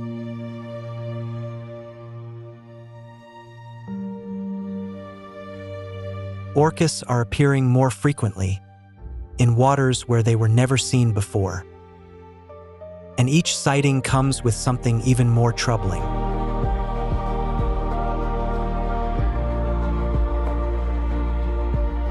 To verify, scientists began attaching satellite trackers to orcas. The data shocked everyone. Orcas from the Atlantic are migrating into the Arctic every summer, and they are staying longer each year.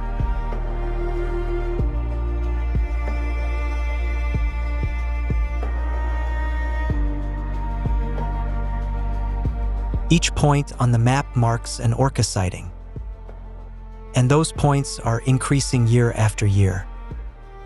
They are not just passing through, they are settling. The Arctic is becoming their new territory.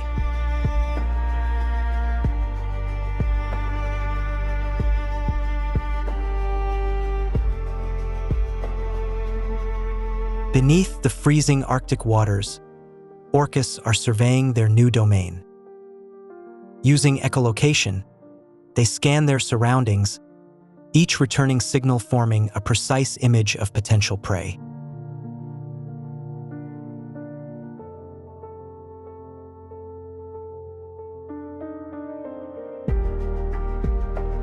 Seals once found safety on floating ice, but orcas have learned to create waves to wash them into the water, a sophisticated technique developed in southern oceans and now brought north.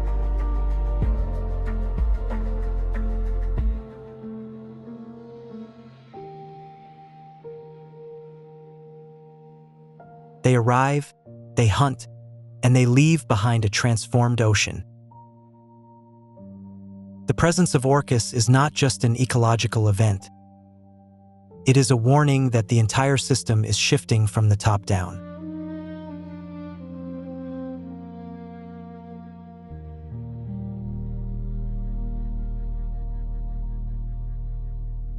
In ecology, when an apex predator changes, everything below is affected. Not gradually, but like a chain reaction. And the Arctic has never seen a predator like this before.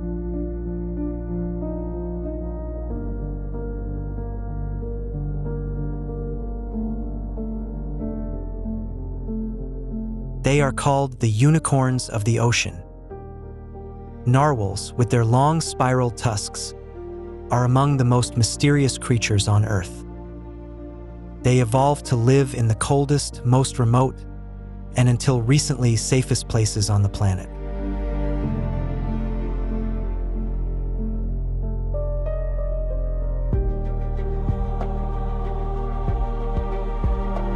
Narwhals spend most of their lives beneath the sea ice, where no predator could reach them. They are among the most specialized Arctic species, unable to survive elsewhere, unable to adapt to warmer environments.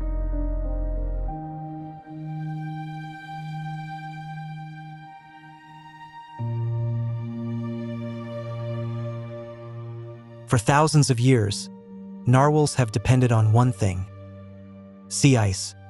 It is their shelter, their shield, their boundary from the outside world. But that shield is disappearing.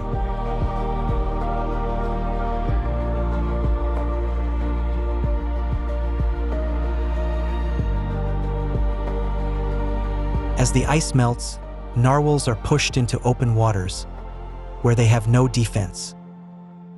Thousands of years without predators have left them unprepared, unable to escape, unable to react when danger strikes.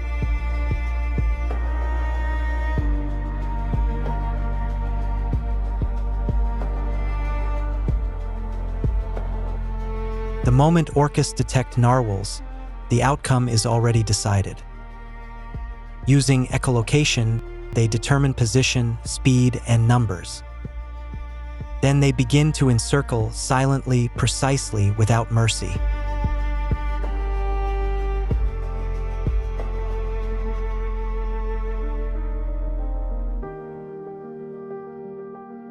Narwhals respond with the only instinct they have: flee toward the ice.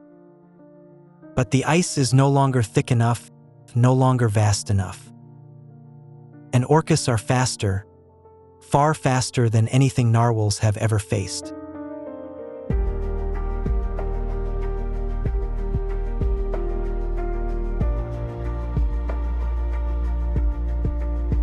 For the first time on record, scientists witnessed orcas killing multiple narwhals in a single coordinated attack.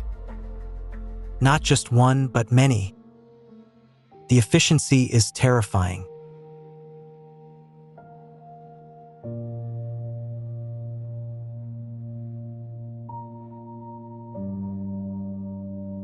When a tracked narwhal satellite signal suddenly goes silent, scientists know what has happened.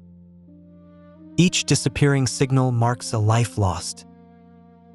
And those signals are vanishing more frequently.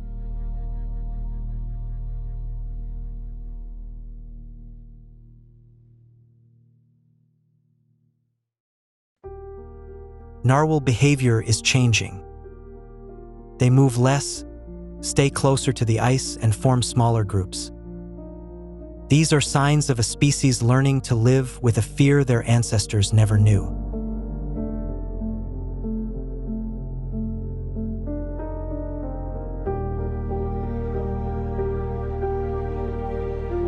Data reveals a clear correlation.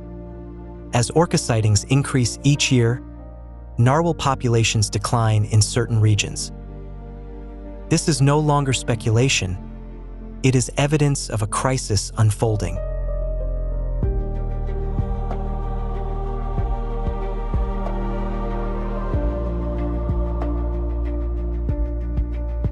Narwhals have existed for millions of years.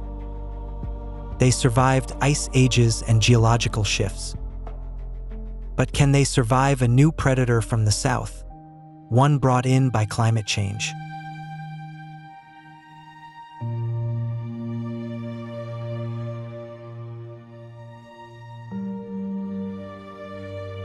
Typically, ecological change begins at the bottom.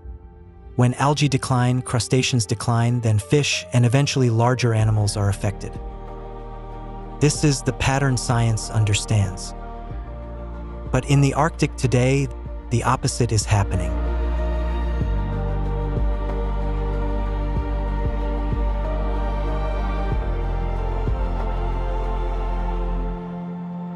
Ecologists call this a top-down cascade, a chain reaction from the top of the food web downward.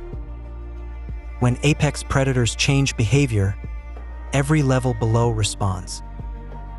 And this time, the driver is not native, it is an outsider.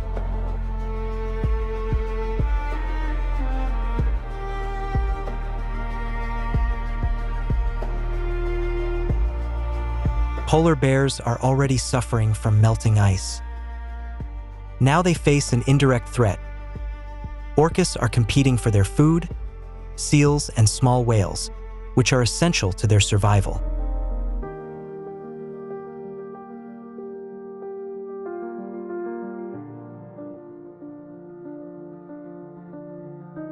Seals, once active hunters of fish and crustaceans, are becoming more cautious, spending less time in the water.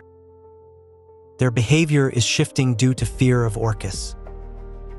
And when seals feed less, fish populations may rise in unpredictable ways.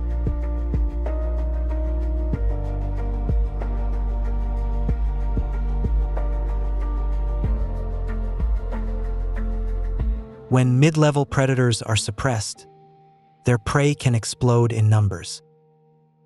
It may seem beneficial, but it is not. Surging fish populations can deplete lower food sources, leading to a collapse of the entire supply chain.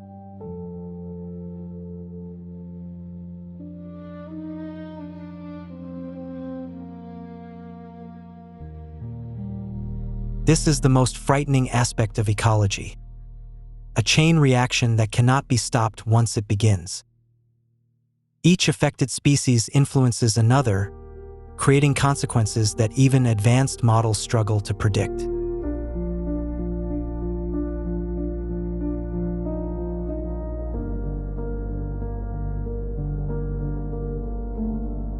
Scientists from Norway, Canada, Denmark, and the United States are combining data to build a complete picture. Alongside Inuit knowledge, they are trying to understand something never fully described before: an ecosystem being reshaped in real time.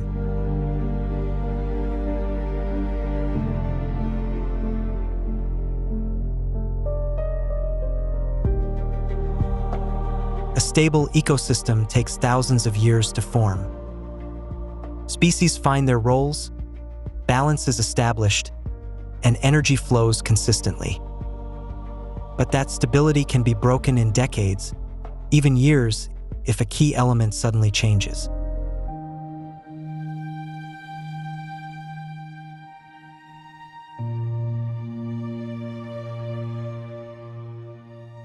Orcas do not know they are disrupting a system thousands of years in the making. They are simply following evolution, hunting, reproducing, expanding their range. The tragedy is not the orca, but what has opened the door for them.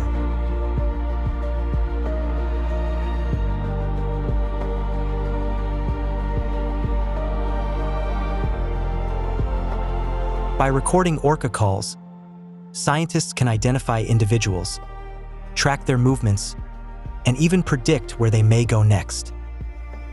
Each orca has a unique voice, like a human fingerprint.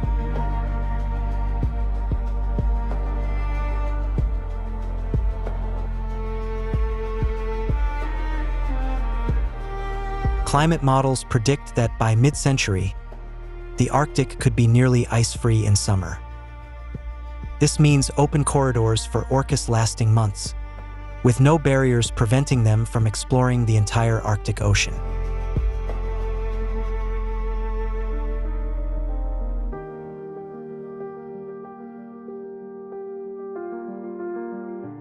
future of narwhals depends on a single factor. Can humans slow climate change? If ice continues to melt at the current rate, some populations may not survive to the end of this century.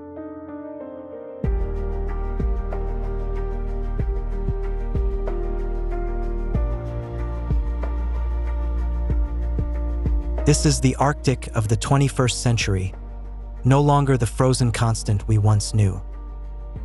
It is a new arena, where old rules no longer apply and new ones have yet to be written. Earth's newest competition has begun.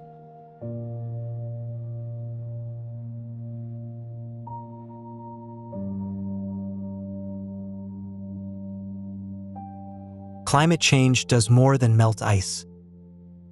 It opens doors never meant to open, bringing new predators into places that never knew them.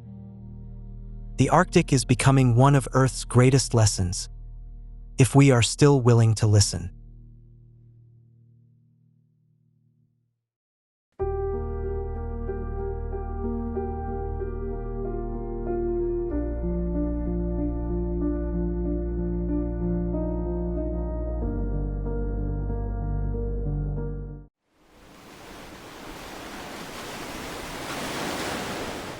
At sunrise, the Persian Gulf looks as if nothing has ever happened here. The surface is calm, silent, endless. But beneath that still water, beneath hundreds of meters of sediment and ancient rock, lies something that has shaped modern human history for more than a century. The Arabian Sea spans more than 3.8 million square kilometers. Most of its seabed has never been touched, fully mapped, or drilled by humans. It remains one of the least understood regions on Earth, and potentially one of the richest yet to be explored.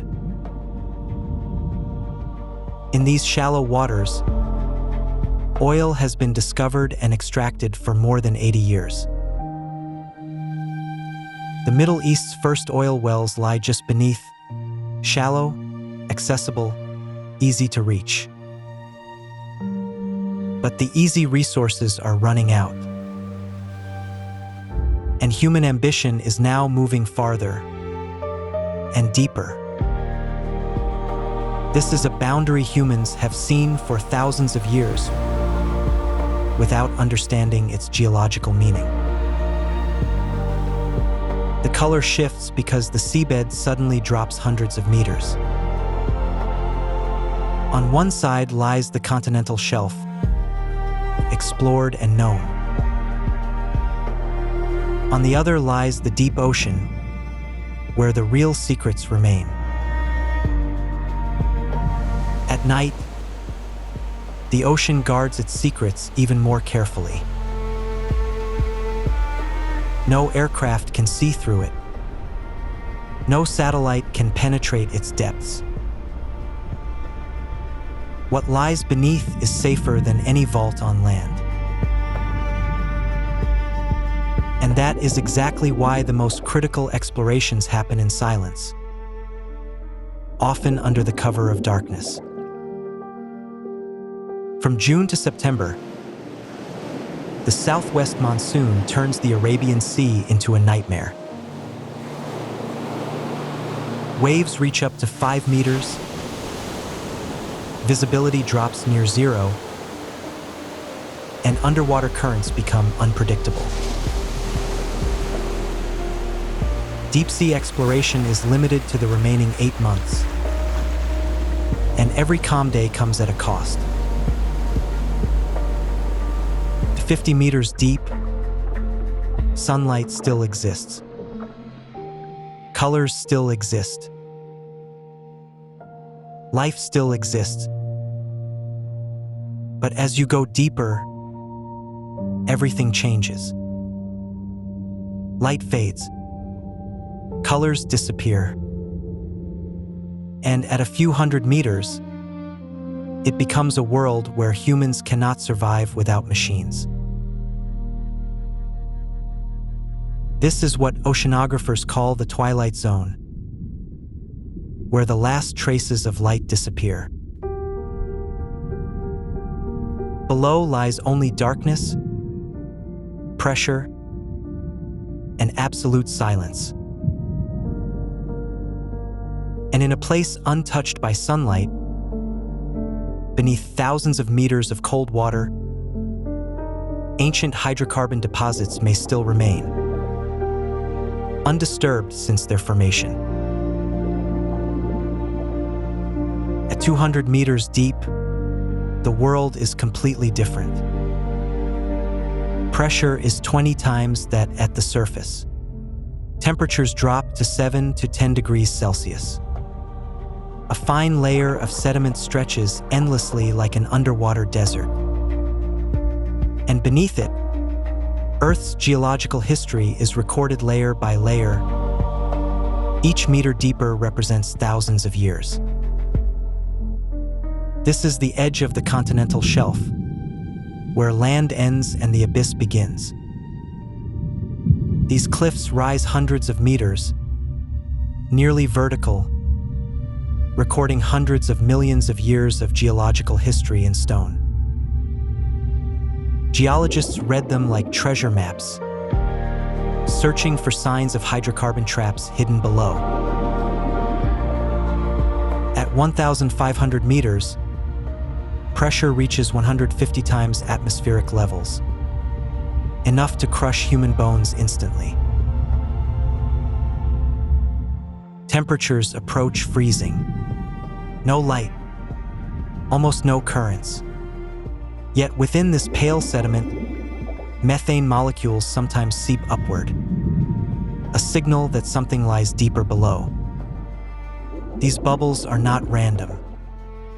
Methane seepage is the clearest geochemical signal of hydrocarbons below, like smoke revealing fire. In the deep Arabian Sea, such seeps have been recorded in multiple locations. Each stream of bubbles is an arrow pointing downward, toward the answer. Hydrothermal vents reveal intense geothermal activity beneath the seafloor. This activity is part of the long process that forms oil over millions of years. Where the Earth is still hot, where the subsurface is still active, the conditions for hydrocarbon formation may still exist. Not only in the past, but even today.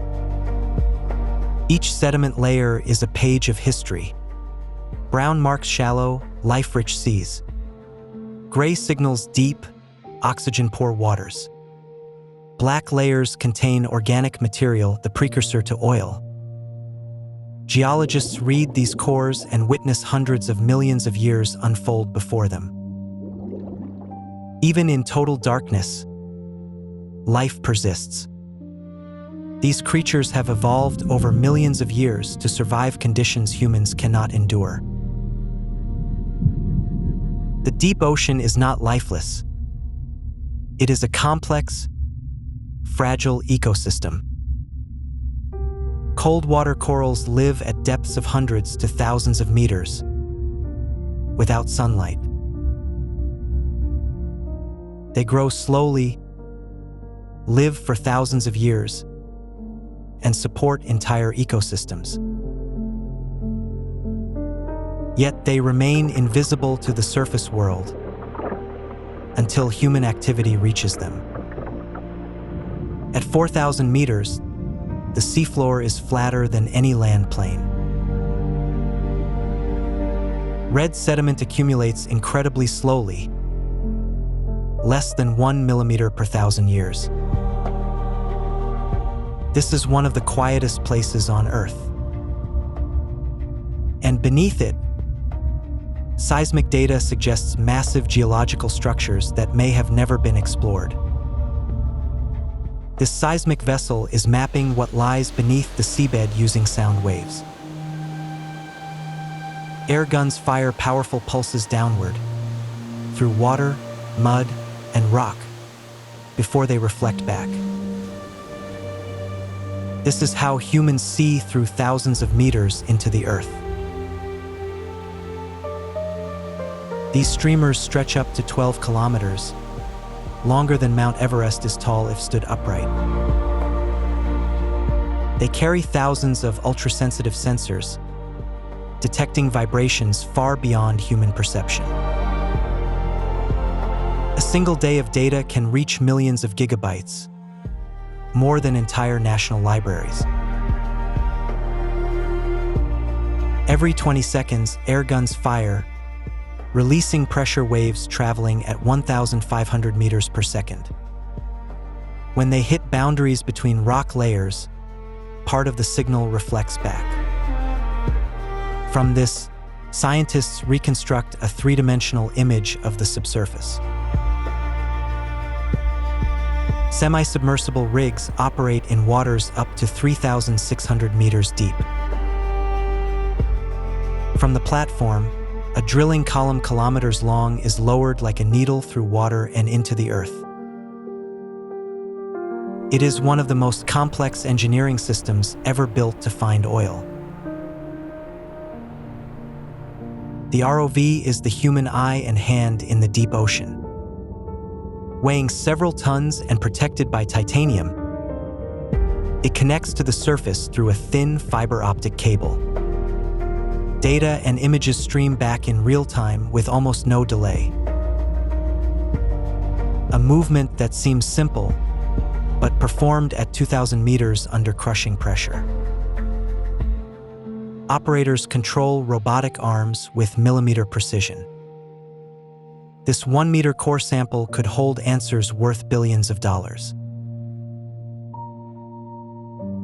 An FPSO processes, stores, and offloads oil entirely at sea. Can handle hundreds of thousands of barrels per day. In contested waters, its mobility becomes a strategic advantage fixed platforms cannot match. Each kilometer of deep-sea pipeline can cost over $10 million. These lines stretch hundreds of kilometers, linking wells to ships or shore. Repairing them is as complex as rebuilding a skyscraper underwater. Not every vessel at sea belongs to oil companies. Some are research ships operating quietly, collecting data never made public. And it is precisely that hidden data that raises the most questions. The Strait of Hormuz, a narrow stretch of water less than 50 kilometers wide at its narrowest point. Yet every day, around 21 million barrels of oil pass through it. Tankers move in organized lanes like highways at sea, carrying the energy that fuels the global economy. This is not just a shipping route, it is the main artery of the modern world. A VLCC, a very large crude carrier, can transport up to 2 million barrels of oil in a single journey. Stretching over 300 meters and weighing more than 300,000 tons fully loaded, these ships move slowly like drifting mountains. Their immense inertia means they require up to 8 kilometers to come to a full stop. Every day, hundreds of these giants silently carry energy across the planet. It is no coincidence that the world's most powerful navies maintain a presence here. Every oil shipping route is a strategic corridor that must be protected. Every offshore platform is a potential target. In these waters, energy and military power are inseparable. This is conflict without gunfire. A vessel appears not to attack, but to assert presence, to signal ownership over the waters. And whenever geological data begins to reveal valuable resources, these silent confrontations become more frequent. The flames burning atop offshore platforms are flared gas. Natural gas released alongside oil but burned due to lack of transport infrastructure. From space, these flames glow like artificial stars. Each one is a clear signal oil is being extracted below. In deep waters, such flames have yet to appear, but that may soon change. On maps, maritime borders are just straight lines. In reality, they are invisible. Water does not recognize ownership. Fish do not carry passports. But when oil lies beneath disputed zones, those invisible lines become boundaries worth billions, and suddenly, they matter immensely. This is a common scene in disputed waters. A survey vessel enters a contested zone and is quickly intercepted. No weapons, no collision. Just a clear message. The data beneath the seabed is not meant to be shared. From the deck of a drilling vessel in the Arabian Sea, there is no land in sight, only endless water and sky.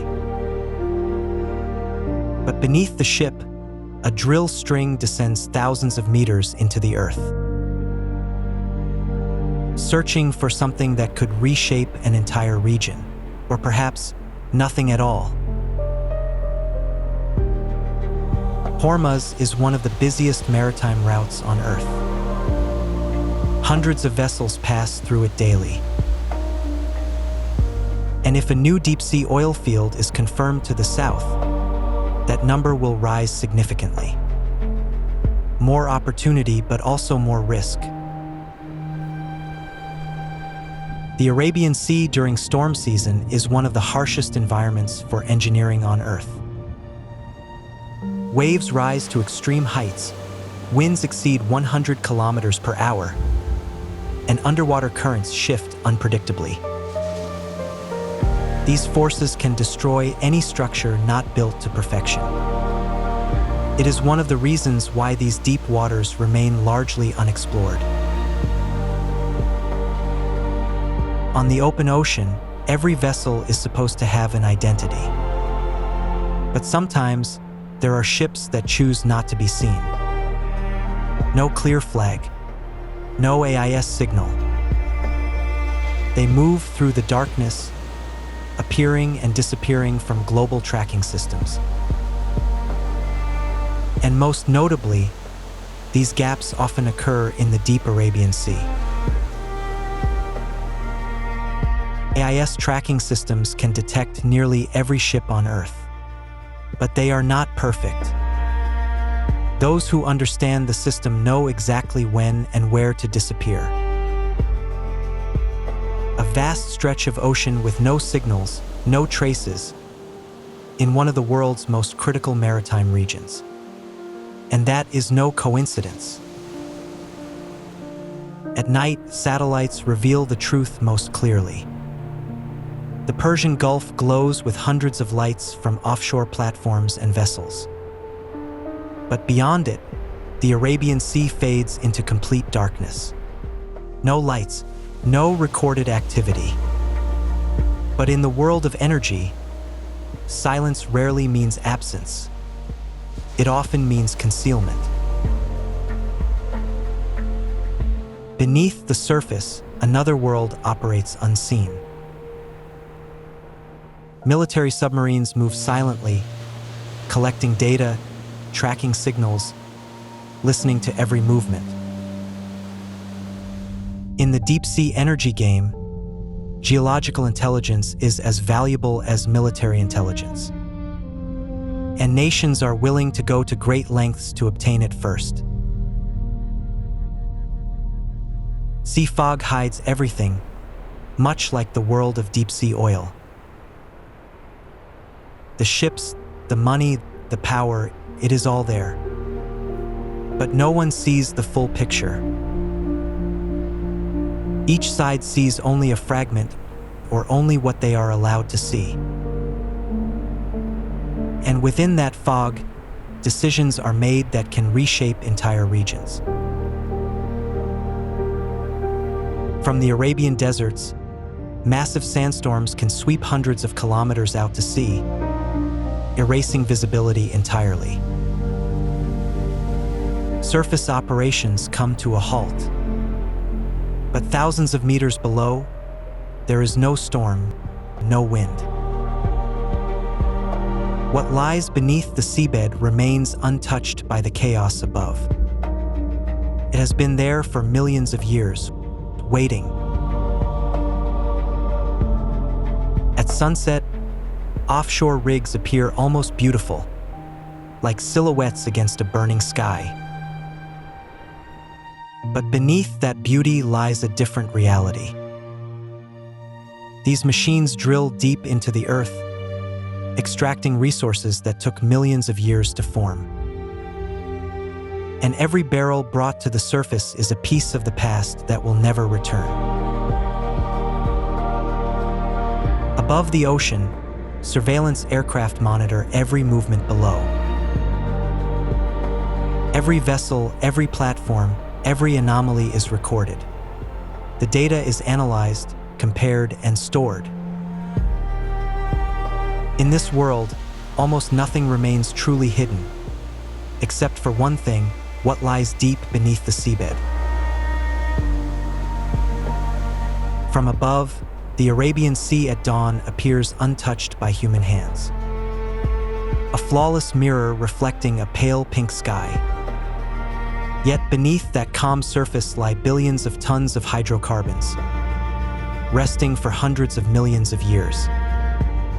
The question has never been whether they exist, but who will claim them, and at what cost. The sea knows nothing of oil, nothing of money or power. It simply does what it has always done, moving, eroding, and reshaping the world. And when humanity is gone, the ocean will erase every trace. The only question is, before that happens, how much will we take? Every oil platform has an end. When the reserves run dry, these massive steel structures are dismantled, cut apart, and removed.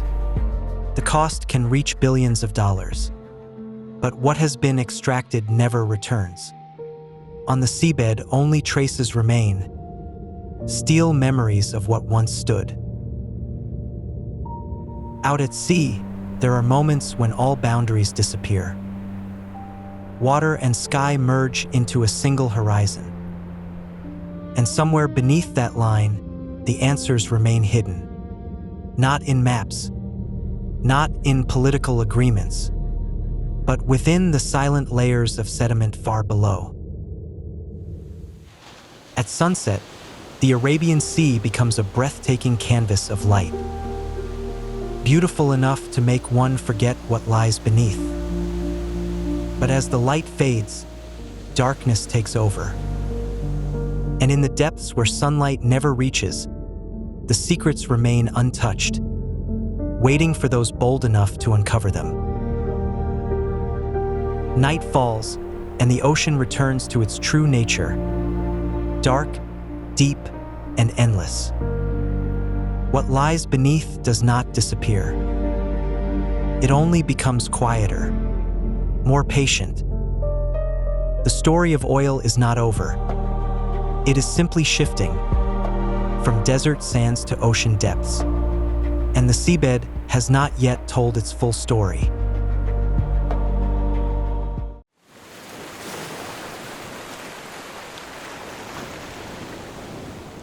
Most of Earth's surface is not land, but water. These vast oceans hold unmatched power. This is a journey into the most extreme forces of nature on our planet.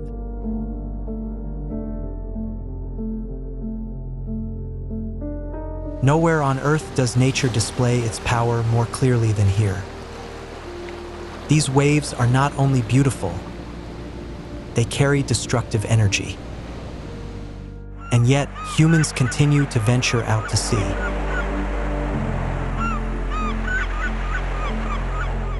Every voyage is a confrontation with the unknown. No technology can eliminate the ocean's risks entirely. Only skill, discipline, and a measure of luck bring people safely home.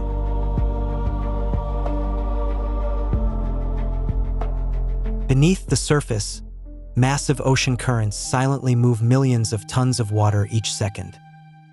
They regulate Earth's climate and sustain billions of lives. Yet they can also tear a ship apart like paper.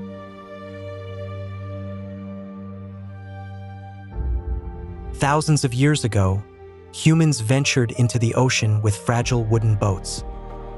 No GPS, no forecasts, no communication, only the sky and instinct. That spirit has never left humanity.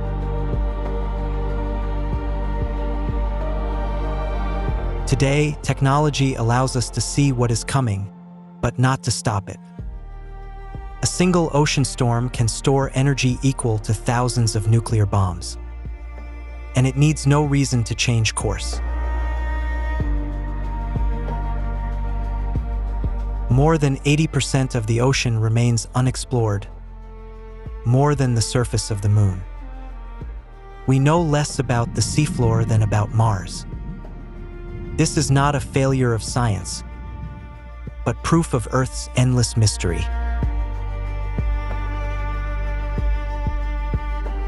The Atlantic Ocean has witnessed humanity's greatest conquests, discoveries, and disasters. It connects continents, yet stands as a boundary between life and death. No ocean is more unpredictable than this one. With no warning, calm can turn into chaos within an hour. Even the most experienced sailors respect the Atlantic's unpredictability. This is an ocean no one dares to underestimate.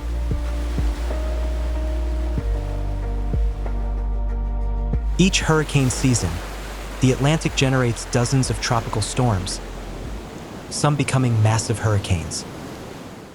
They draw energy from warm waters and transform into engines of destruction. No human structure can withstand a Category 5 storm.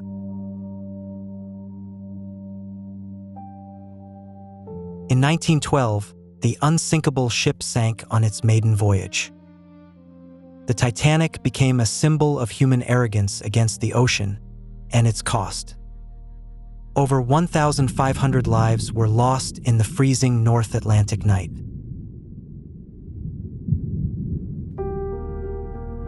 Conflicting currents can generate rogue waves, appearing without warning and reaching up to 30 meters. They can sink large ships in seconds. Once considered myth, they are now confirmed by science. The Bermuda Triangle, where ships and aircraft have vanished without a trace. Science offers explanations, yet the ocean still holds mysteries beyond our understanding.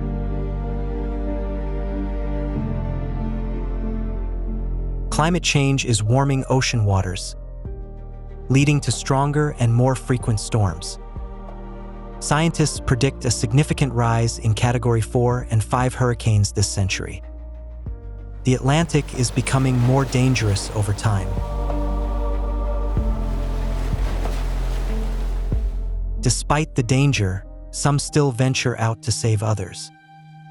Rescue teams face the harshest conditions nature can create. Courage is not the absence of fear, but action in spite of it. If you gathered all continents together, they still would not fill the Pacific Ocean. It is the largest, deepest, and most mysterious ocean on Earth. Beneath it, geological forces reshape our planet every day.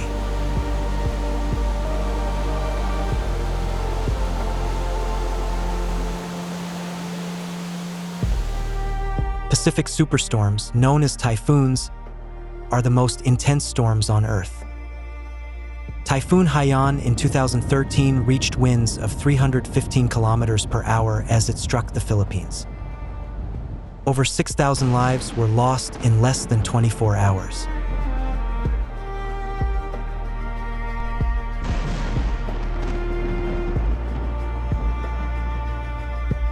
The Pacific Ring of Fire is the most geologically active region on Earth. Over 75% of volcanoes and 90% of major earthquakes occur here. Tectonic plates constantly collide and subduct beneath one another.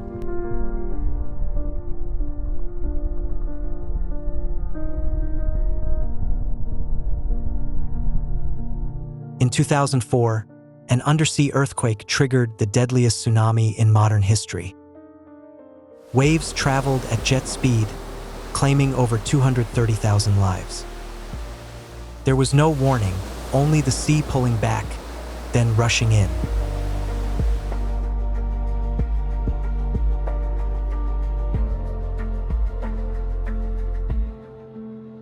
El Niño, meaning the child in Spanish, is a climate phenomenon driven by the Pacific. When warm waters spread, they trigger droughts, floods, and global climate shifts. One ocean can reshape the world.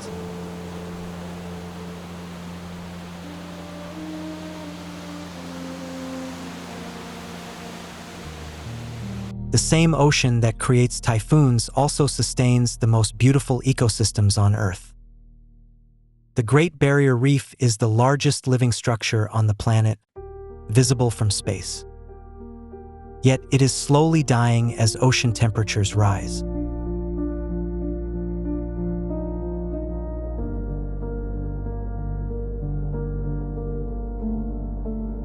Below 200 meters, sunlight disappears. This is another world, cold, dark, and silent. Humans can only reach it with technology, and even then, it is never completely safe.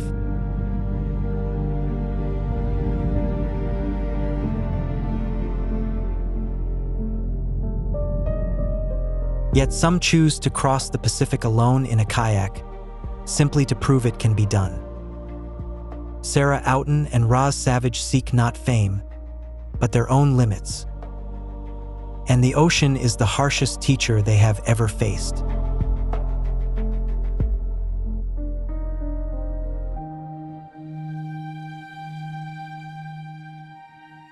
At the southern tip of South America, where two oceans meet, lies Cape Horn, the end of the world.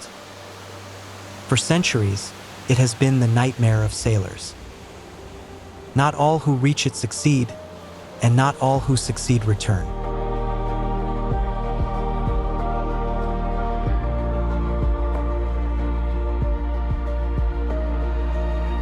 Where the Atlantic and Pacific collide, waves stack from opposing directions. They defy patterns, rising unpredictably into towering peaks. Winds often exceed 200 kilometers per hour, known by sailors as the roaring winds.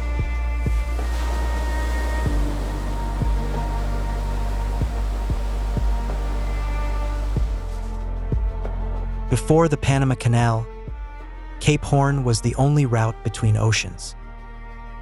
Hundreds of ships risked their lives each year to pass it. These waters have claimed countless vessels and some of the bravest sailors in history.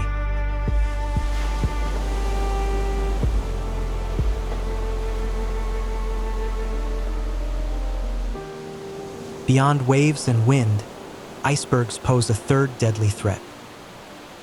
Drifting from Antarctica, most remain hidden beneath the surface. A single collision in the dark can end a journey instantly.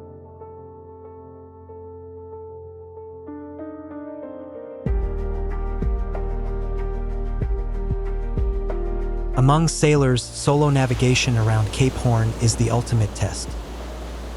Not for pride, but as a reminder they did not turn away from fear.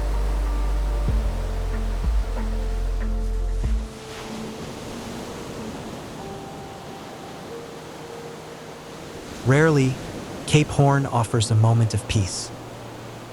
The sea becomes still, sunlight reflects across its surface, and the air is crisp and pure. It is a reward for those with enough patience and enough luck.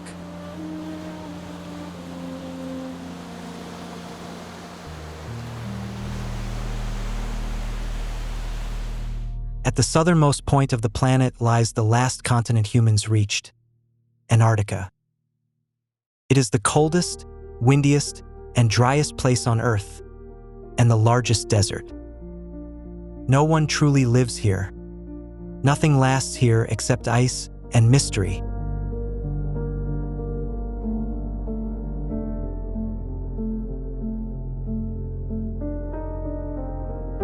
Roald Amundsen and Robert Falcon Scott raced to this point of no return in 1911. Amundsen made it back. Scott did not. He and his team perished in a blizzard just 18 kilometers from safety. Antarctica does not forgive mistakes. It never has.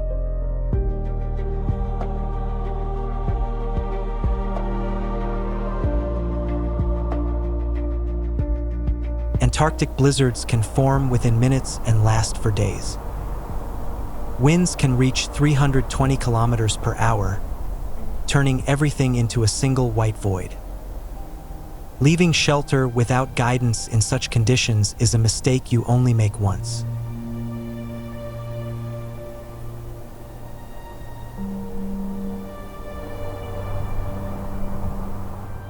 Antarctic waters produce the largest icebergs ever recorded, larger than entire countries. As they break and drift, they become hazards across thousands of kilometers. Beneath the surface, most of their mass remains hidden.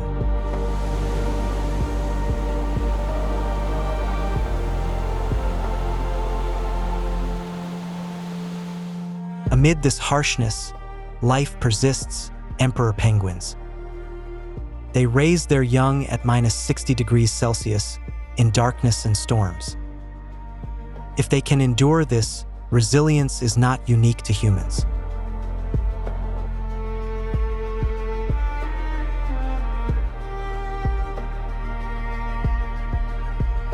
Crevasses are hidden traps, plunging dozens of meters deep beneath thin snow. They offer no warning. Many explorers have fallen into these icy voids, never to be seen again.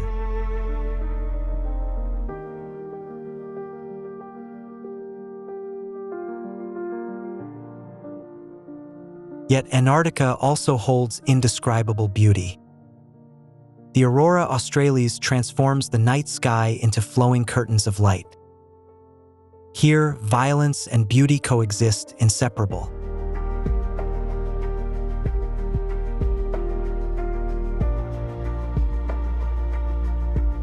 If Mount Everest were placed into the Mariana Trench, its peak would still be over 2 kilometers below the surface. This is the deepest point on Earth, 11,034 meters below sea level. Humans have only visited it a handful of times.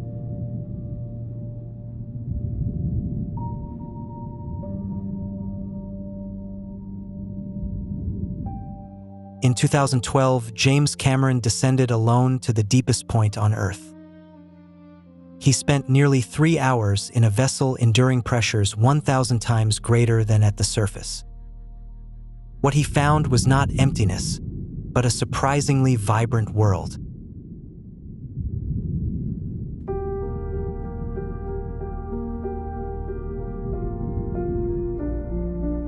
In a place without light, with little oxygen, and crushing pressure, life still thrives. These organisms have evolved to survive extreme conditions. They prove that life does not need perfection, only opportunity.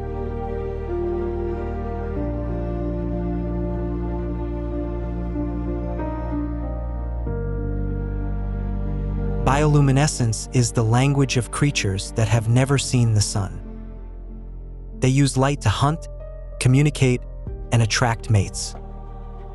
Each species has its own light code, evolved over millions of years in darkness.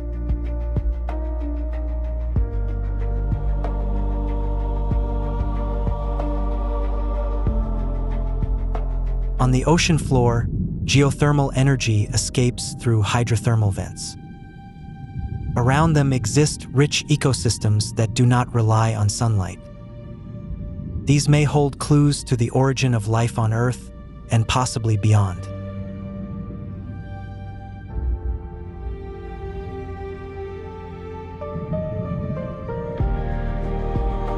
Every sample from the Mariana Trench may contain unknown biological compounds.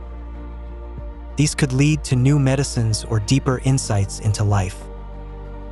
The deep ocean is a treasure we have yet to unlock.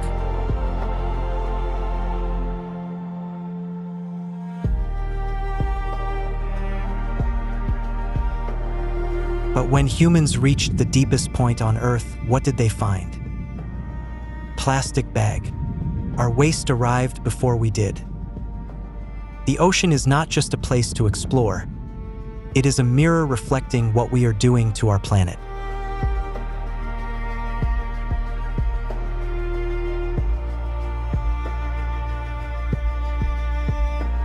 Most volcanic activity on Earth occurs beneath the ocean, hidden from human sight. Lava forms the longest mountain ranges on the planet, like the Mid-Atlantic Ridge stretching over 70,000 kilometers. Earth is constantly reshaping itself in the darkness below.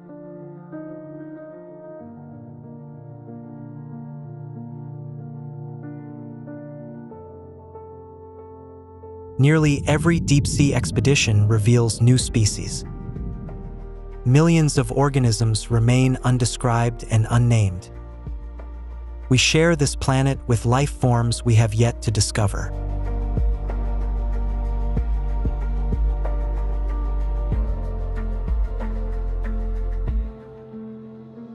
Remotely operated vehicles, or ROVs, have opened a new era of ocean exploration. They reach places humans cannot and return images that reshape science. Yet even now, we have seen only a fraction of what lies below.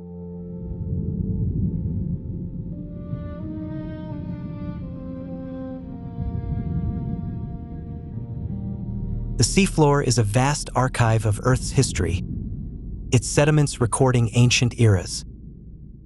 Within them are microorganisms that have survived since the age of dinosaurs and still live today. It is the greatest natural library, and we have only read its first pages.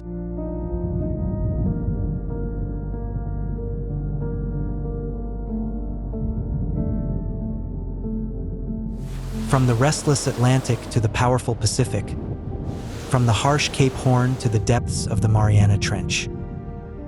The ocean is not a postcard backdrop. It is the most dynamic force on this planet. It creates life, sustains life, and can erase it in a single moment of fury.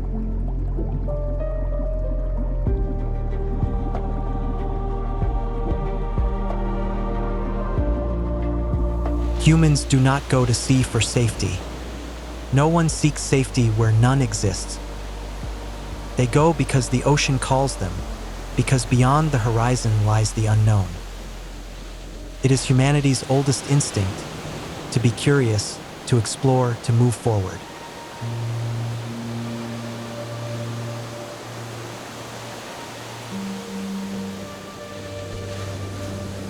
We call this planet Earth, yet 71% of it is water. The ocean is not a part of Earth, Earth is a part of the ocean. And the journey to explore it, no matter how dangerous or unfinished, is still ongoing.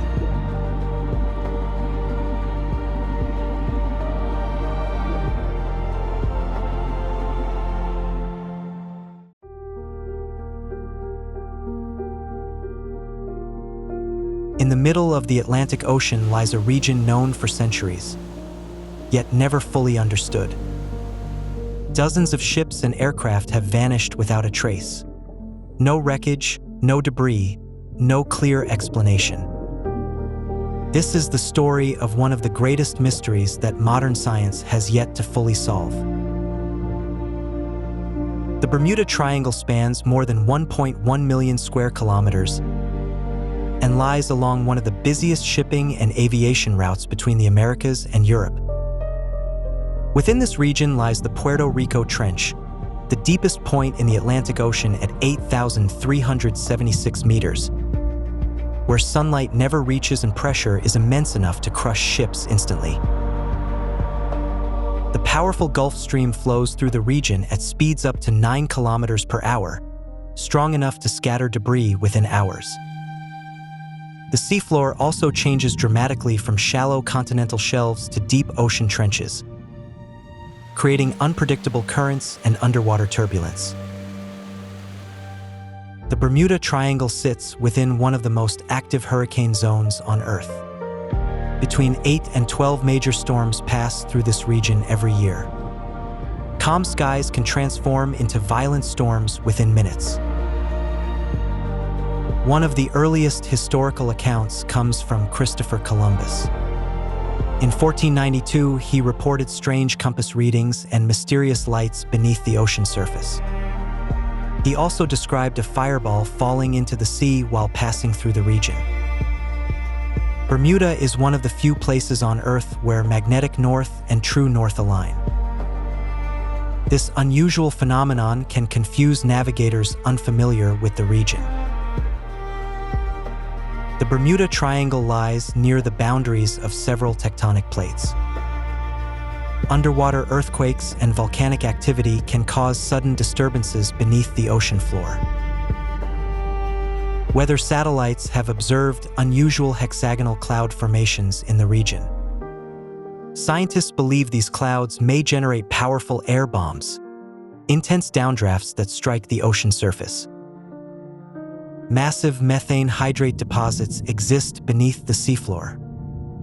When released suddenly, the gas bubbles can reduce water density, potentially causing ships to lose buoyancy and sink rapidly. Since the 1800s, more than 50 ships and 20 aircraft have reportedly disappeared in the Bermuda Triangle, taking over 1,000 lives with them. On December 5, 1945, Flight 19, a squadron of 5 TBF Avenger aircraft, departed from Fort Lauderdale on a routine training mission. 14 experienced pilots, clear weather, and full fuel tanks. There was no reason for concern. None of them knew this would be their final flight. All 5 aircraft disappeared without a trace, leaving behind no wreckage. 2 hours after takeoff, the leader of Flight 19 transmitted a distress message. "We cannot determine our position. We don't know where we are. The ocean looks strange." The compasses on all 5 aircraft began spinning wildly. The final signal was recorded at 7:04 p.m. After that, there was only silence. The U.S. Navy launched a massive search operation involving hundreds of ships and aircraft. A rescue plane, a PBM Mariner carrying 13 crew members, also disappeared that same night. A nearby tanker reported seeing a large explosion in the sky. No wreckage was ever recovered. In March 1918, the USS Cyclops left Barbados carrying 309 people and over 10,000 tons of manganese ore. The massive ship vanished completely on its way to Baltimore. No distress signal, no wreckage, no bodies were ever found. President Woodrow Wilson later said, "Only God and the sea know what happened to that ship." In December 1948, a DC-3 carrying 32 passengers from Puerto Rico to Miami vanished just 50 miles from Miami. The weather was perfect and the final radio transmission sounded completely normal. There were no signs of trouble before the aircraft disappeared. In 1881, the merchant ship Ellen Austin discovered an abandoned sailing vessel drifting at sea. The sails were intact and the cargo untouched, yet there was not a single person aboard. When a small crew was sent to guide the ghost ship back to port, it vanished into the fog only a day later. The Mary Celeste, perhaps the most famous ghost ship in maritime history, was found drifting in 1872. Food was still on the table, a glass of wine remained untouched, and personal belongings were left behind. Yet all 10 people aboard had completely vanished. Within just 13 months, British South American Airways lost 2 Tudor IV aircraft in the Bermuda Triangle, Star Tiger in 1948 and Star Ariel in 1949. Both aircraft disappeared without leaving any trace. In December 1967, the yacht Witchcraft contacted the Coast Guard after a minor collision just 1 mile from Miami. 19 minutes later, rescuers arrived at the location, but the vessel had completely vanished. Joshua Slocum, the first man to sail solo around the world, disappeared in 1909 while traveling through the Bermuda region. Neither he nor his vessel, the Spray, was ever found. Many pilots and captains who survived reported strange phenomena: spinning compasses, sudden electronic failures, and a white haze surrounding the aircraft or ship. Some managed to escape the region, but many others never did. Lloyd's of London, the world's oldest maritime insurance institution, has handled numerous disappearance claims in this region for over a century. Insurance premiums for ships traveling through the area are often significantly higher than for other routes. The Puerto Rico Trench, descending 8,376 meters, is one of the darkest and most mysterious places on Earth. Humanity has explored less than 20% of the global ocean floor. The rest remains an unknown abyss. Within that darkness, what exists may be far beyond the imagination of modern science. The giant squid Architeuthis lives between 300 and 1,000 meters deep. Until 2004, humanity had never captured a live image of this creature. We only knew it through washed-ashore carcasses and massive sucker marks found on sperm whales. Sonar systems on several research vessels have detected unusual echoes, objects moving with speeds and trajectories that do not match known marine life. In 1997, NOAA recorded a mysterious underwater sound known as the bloop, audible across thousands of kilometers. The Greenland shark can live up to 500 years and swims at depths exceeding 2,000 meters. A shark alive today may have already existed when Columbus crossed the Atlantic. These creatures move slowly and silently through the dark ocean. Many divers and sailors have reported sightings of massive sea creatures measuring between 15 and 30 meters long. Some do not match any known species. History has shown that creatures once believed extinct may still survive in the deep ocean. The deep ocean hosts some of the strangest life forms on the planet. Many species have yet to be named or classified. Scientists estimate that over 90% of marine life remains undiscovered. Deep-sea exploration robots have occasionally recorded unusual rock formations arranged in seemingly geometric patterns on the seafloor. Are these rare geological structures or traces of something else entirely? Beneath the calm surface lies a complex system of massive underwater vortices. These currents can drag objects hundreds of meters downward and carry them across vast distances. Deep beneath the ocean live microorganisms that require no sunlight at all. They survive by drawing energy from chemical reactions between rock and water. These organisms may represent some of the oldest ecosystems on Earth. Some scientists suggest the deep ocean may hide descendants of ancient marine creatures. The deep sea is one of the most stable environments on Earth, changing very little over millions of years. Along tectonic plate boundaries, hydrothermal vents release superheated water reaching temperatures of 400 degrees Celsius. Around them exists a unique ecosystem that thrives without sunlight. Some researchers believe low-frequency infrasound waves may disorient humans. These frequencies can influence the brain and visual perception, creating confusion and panic. Scientific expeditions reveal that the deep ocean remains the largest unexplored frontier on Earth. In fact, scientists often admit that humanity knows more about the surface of Mars than about the depths of our own oceans.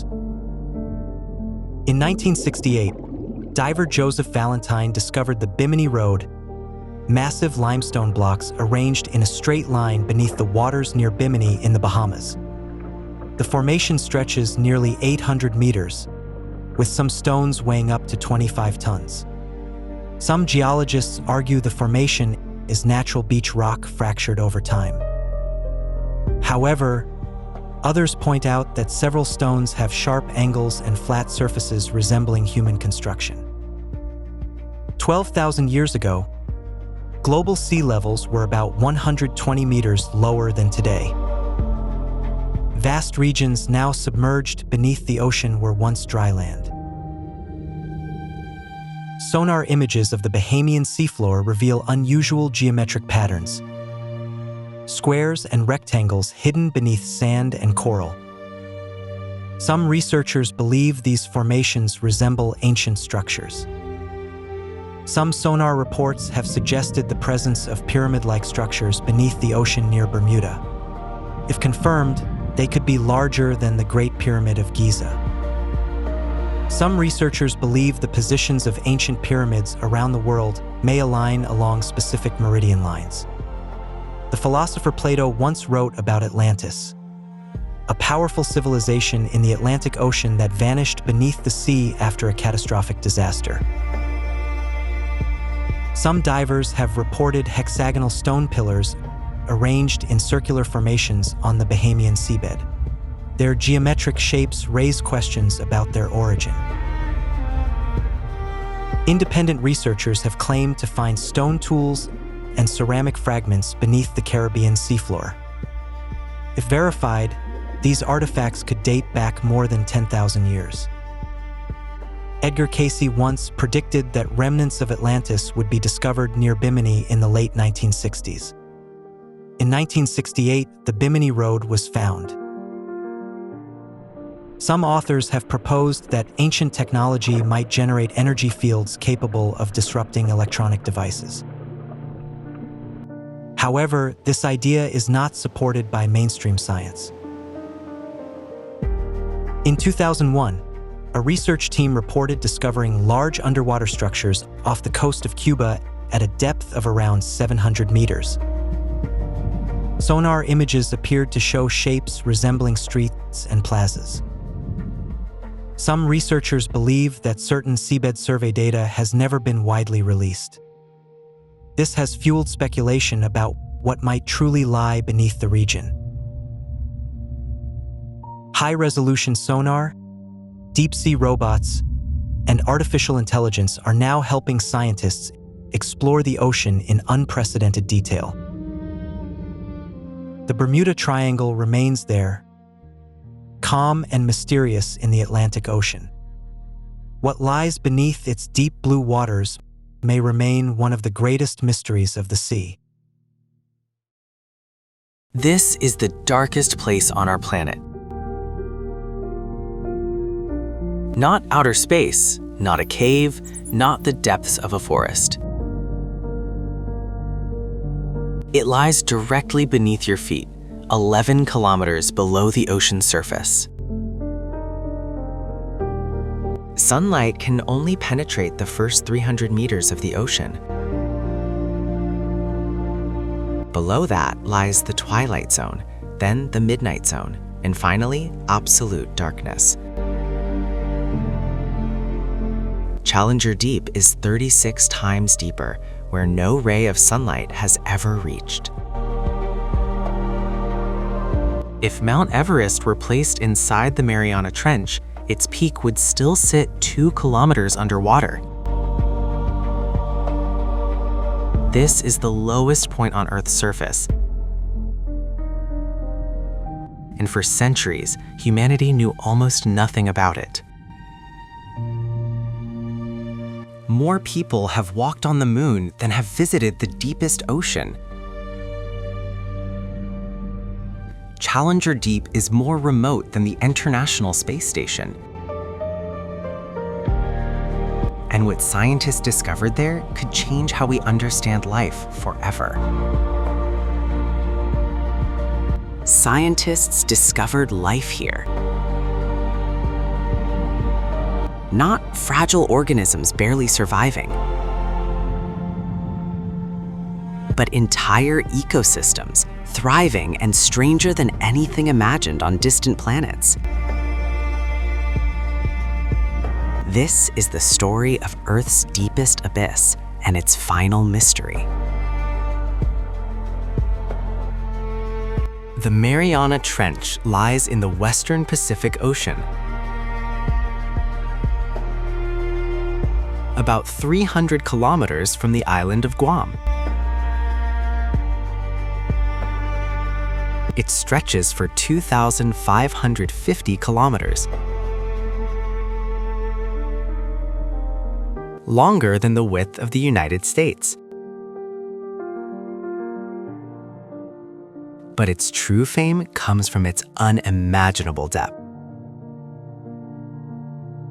Earth's surface is divided into massive tectonic plates that constantly move. Here, the older and heavier Pacific Plate dives beneath the smaller Mariana Plate, tearing the ocean crust apart and forming the deepest scar on the planet.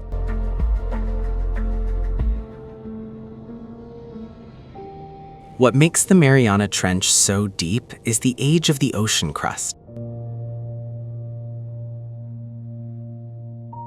It is 170 million years old.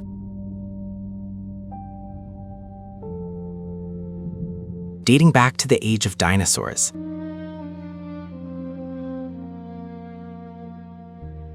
Older crust is colder, denser, and sinks deeper into the planet.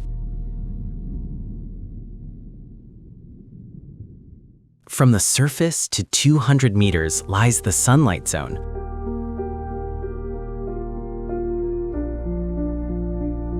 Home to dolphins, sharks, and coral reefs.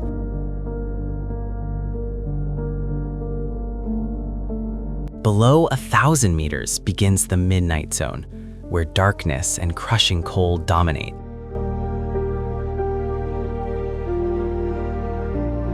But beyond 6,000 meters lies the Hadal zone.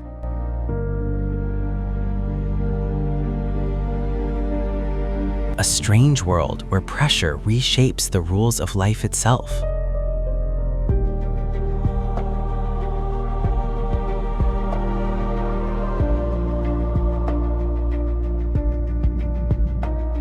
The pressure at Challenger Deep is more than 1,000 times stronger than at sea level.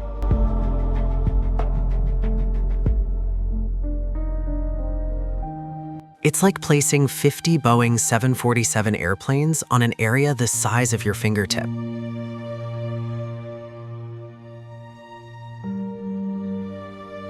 Any object not specially reinforced would be crushed instantly.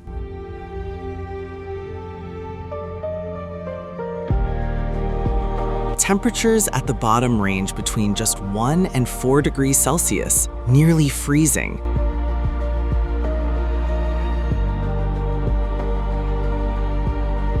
No sunlight reaches this depth, and no warm ocean currents can penetrate it.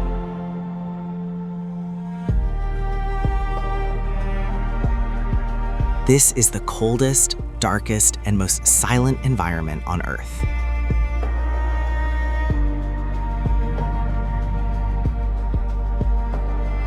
You sit inside a steel sphere smaller than a refrigerator.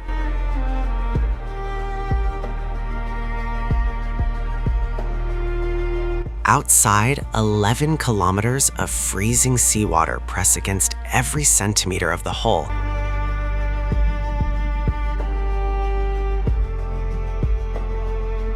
And the only sound you hear is the metal creaking under unimaginable pressure.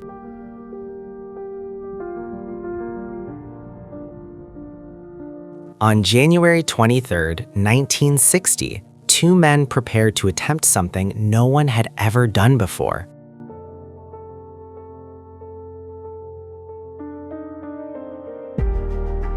U.S. Navy Lieutenant Don Walsh and Swiss engineer Jacques Piccard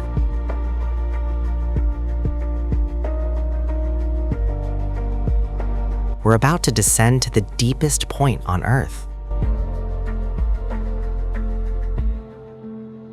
The Trieste was unlike any submarine ever built.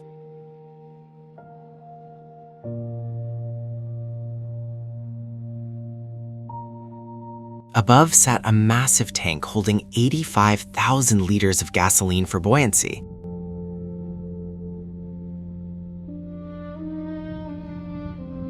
Below hung a steel sphere 12 centimeters thick, barely 2 meters wide.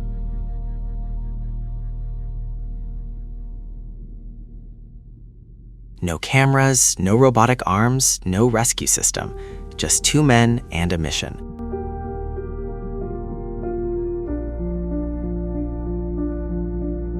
The descent lasted 4 hours and 47 minutes in total darkness.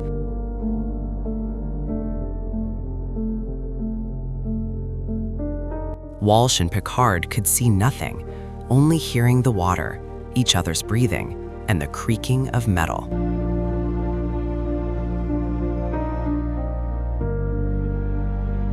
Then, at 9,000 meters, a terrifying bang echoed through the hull.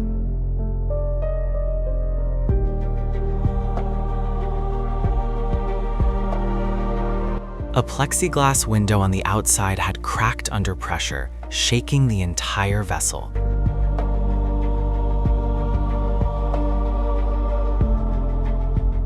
Walsh and Piccard faced a choice: ascend immediately or continue descending deeper. They looked at each other and made their decision: to keep going.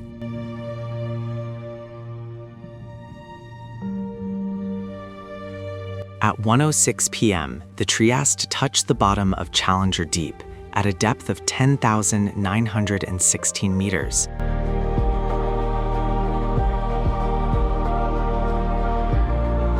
The temperature inside the cabin had dropped to just 7 degrees Celsius.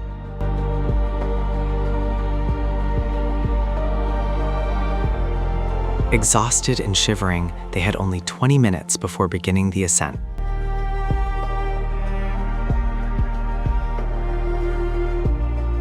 Piccard reported seeing a flatfish about 30 centimeters long gliding slowly across the sediment.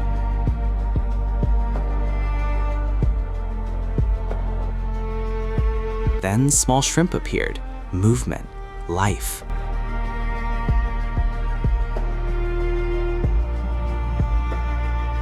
Perfectly ordinary life at the very bottom of the abyss.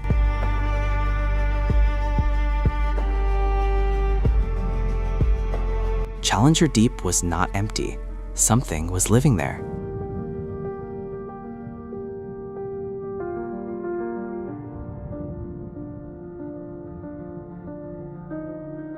After that historic dive, no one returned to Challenger Deep for more than 50 years. The Trieste carried no cameras and collected no samples. 2 eyewitness accounts were the only evidence. The U.S. Navy abandoned the effort. The cost was enormous, and the scientific return seemed too small.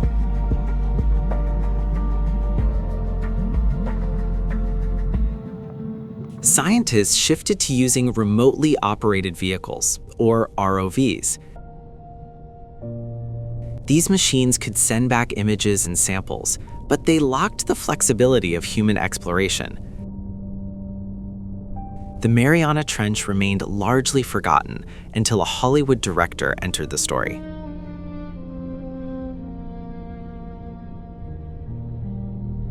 On March 26, 2012, filmmaker James Cameron climbed inside the submersible Deep-Sea Challenger. The director of Titanic and Avatar was about to descend alone to the deepest point on Earth. This time, there were cameras, scientific instruments, and tools to truly study the abyss.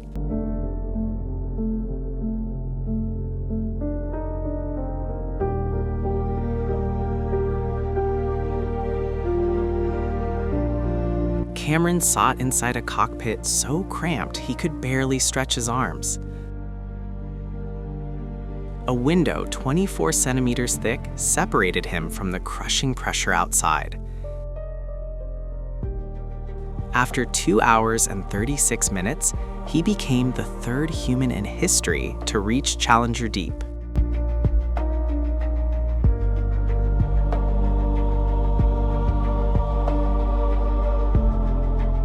Cameron described the landscape as desolate, almost like the moon. No large animals appeared, yet the sediment samples he collected revealed 68 previously unknown species of microbes. Cameras also captured microbial mats thriving through chemosynthesis, life that survives without sunlight.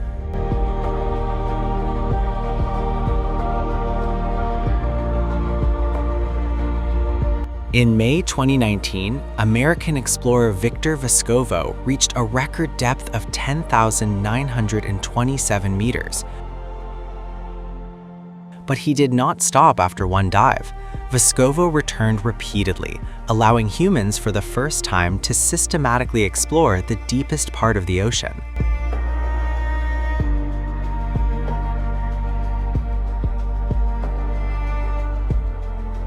Vescovo's team discovered rocks coated in vivid yellow and orange minerals, evidence of deep geological activity.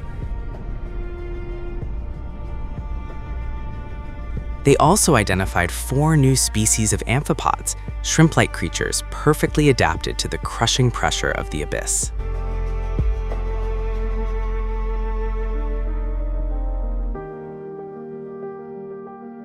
Then, Vescovo saw something no one wanted to find in the deepest place on Earth.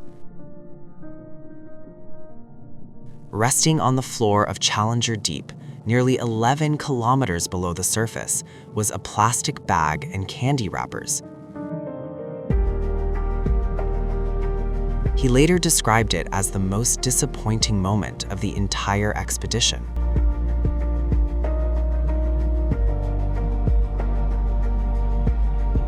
Scientists brought the captured deep-sea creatures back to the laboratory and analyzed their tissues. The results were shocking. Nearly every animal examined contained microplastics. Plastic from the surface had sunk 11 kilometers down, and the creatures here are consuming it.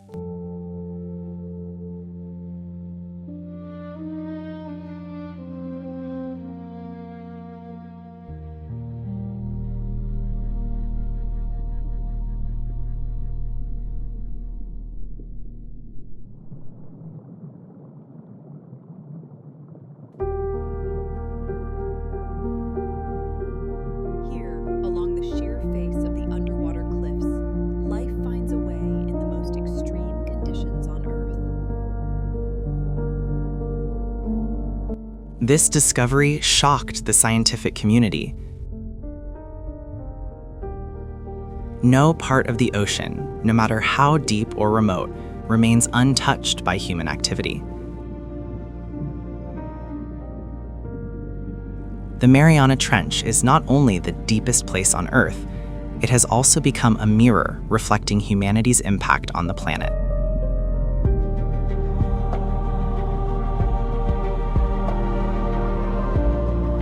The Mariana snailfish is the deepest living fish ever recorded, surviving at depths beyond 8,000 meters. Its body is almost transparent, lacking a swim bladder and built mostly from soft cartilage. It represents the absolute limit of vertebrate life on Earth. Giant amphipods, relatives of shrimp, can grow up to 18 centimeters in the Mariana Trench. Scientists discovered they reinforce their exoskeletons with aluminum, something no other known animal does.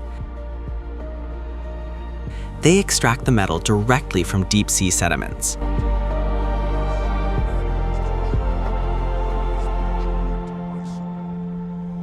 The Dumbo octopus, named for its ear-like fins, is one of the deepest living octopus species known. Unlike shallow water octopuses, it lacks an ink sac. At these depths, predators are rare, so elaborate defense mechanisms are unnecessary.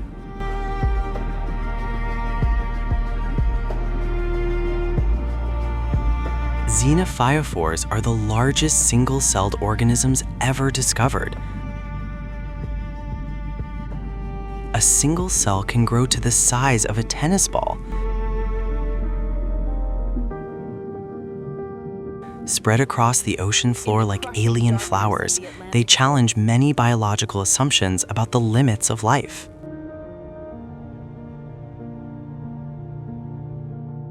Between August and November 2021, China's Fendaoxia submersible completed 33 dives into the Mariana Trench.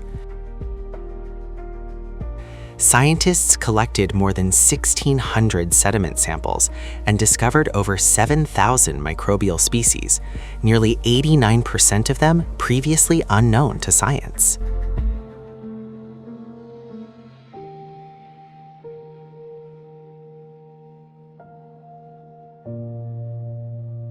Thousands of tube worms and giant clams form dense colonies on the trench floor, resembling an underwater forest. These organisms survive through chemosynthesis, using chemical energy leaking from the Earth's crust instead of sunlight. It is the deepest chemosynthetic ecosystem ever discovered.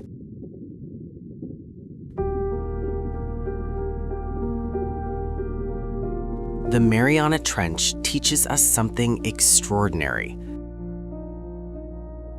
Life does not require sunlight, comfortable temperatures, or the conditions we once believed were essential. But it also teaches us something else. No place on Earth is truly beyond the reach of humanity. Even 11 kilometers beneath the ocean's surface, our presence can be found. The darkest place on our planet is still waiting to be explored. The only question is this: when we return, will we bring science or more pollution?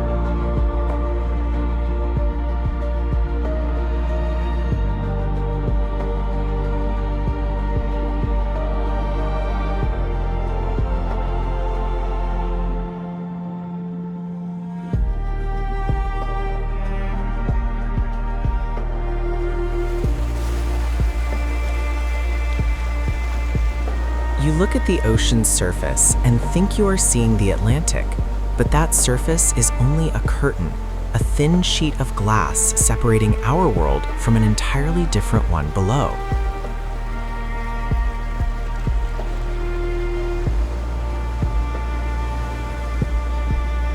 "99% of this ocean's volume exists where there is no light, no warmth, no familiar sound, and yet it is still full of life."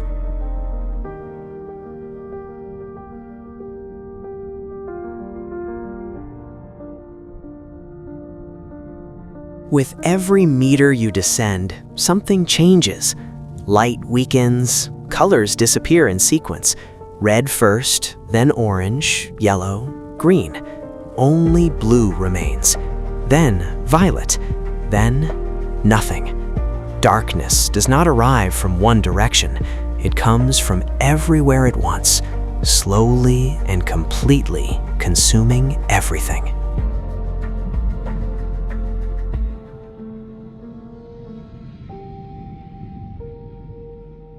Before we descend deeper, look at the smallest life in the upper layer, phytoplankton.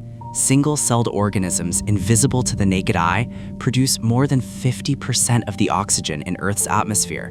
Not rainforests, not the Amazon. These microscopic drifters, suspended in the top 200 meters of the Atlantic, are what keep you breathing.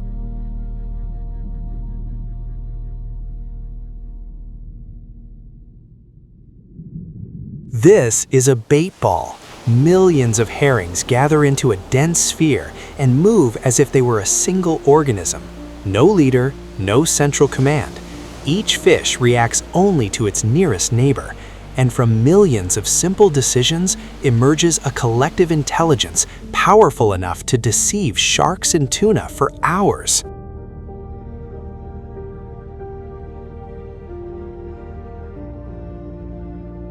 Funnus finis, the Atlantic bluefin tuna.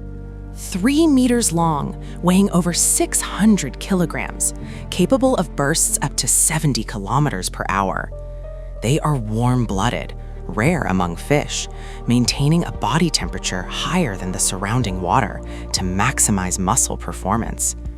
Each year they migrate from the Caribbean to Norway and back, tens of thousands of kilometers with no maps, no GPS, guided only by Earth's magnetic field.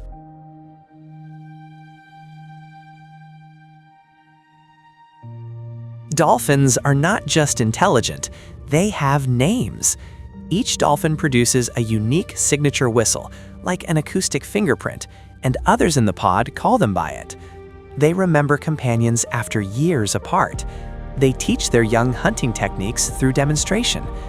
The Atlantic is home to minds like these, right at the surface, right before our eyes.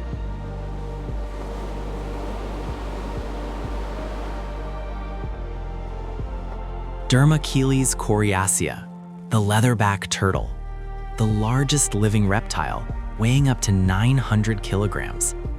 They dive deeper than 1,200 meters to hunt jellyfish, prey they pursue across the Atlantic. This species has existed for 100 million years, surviving the extinction that wiped out the dinosaurs. And now, they face the greatest threat in their history, us.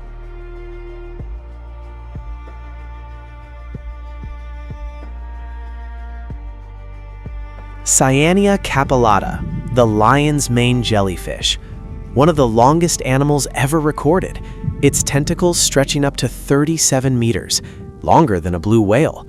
No brain, no heart, no blood, a body made of 95% water.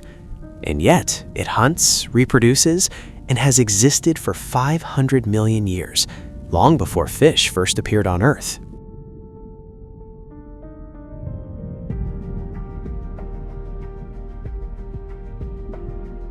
The Sargasso Sea is the only sea on Earth without a shoreline, its boundaries defined by 4 surrounding currents. The floating mats of golden sargassum form a complete ecosystem. Hundreds of species cling to it, hide within it, feed upon one another, entirely dependent on this drifting forest.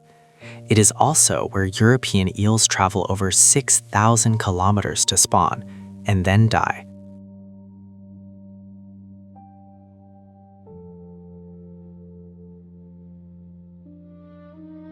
200 meters. Sunlight officially ends here. Above is the world you know.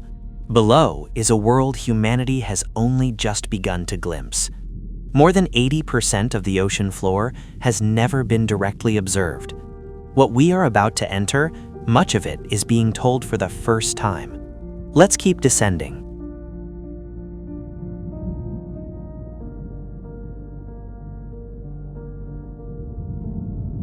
The mesopelagic layer, also known as the twilight zone, stretches from 200 to 1,000 meters.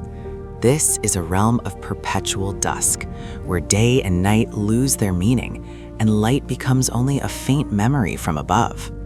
Few people realize this zone holds the largest animal biomass on the planet, more than all surface fish combined, yet we know almost nothing about it.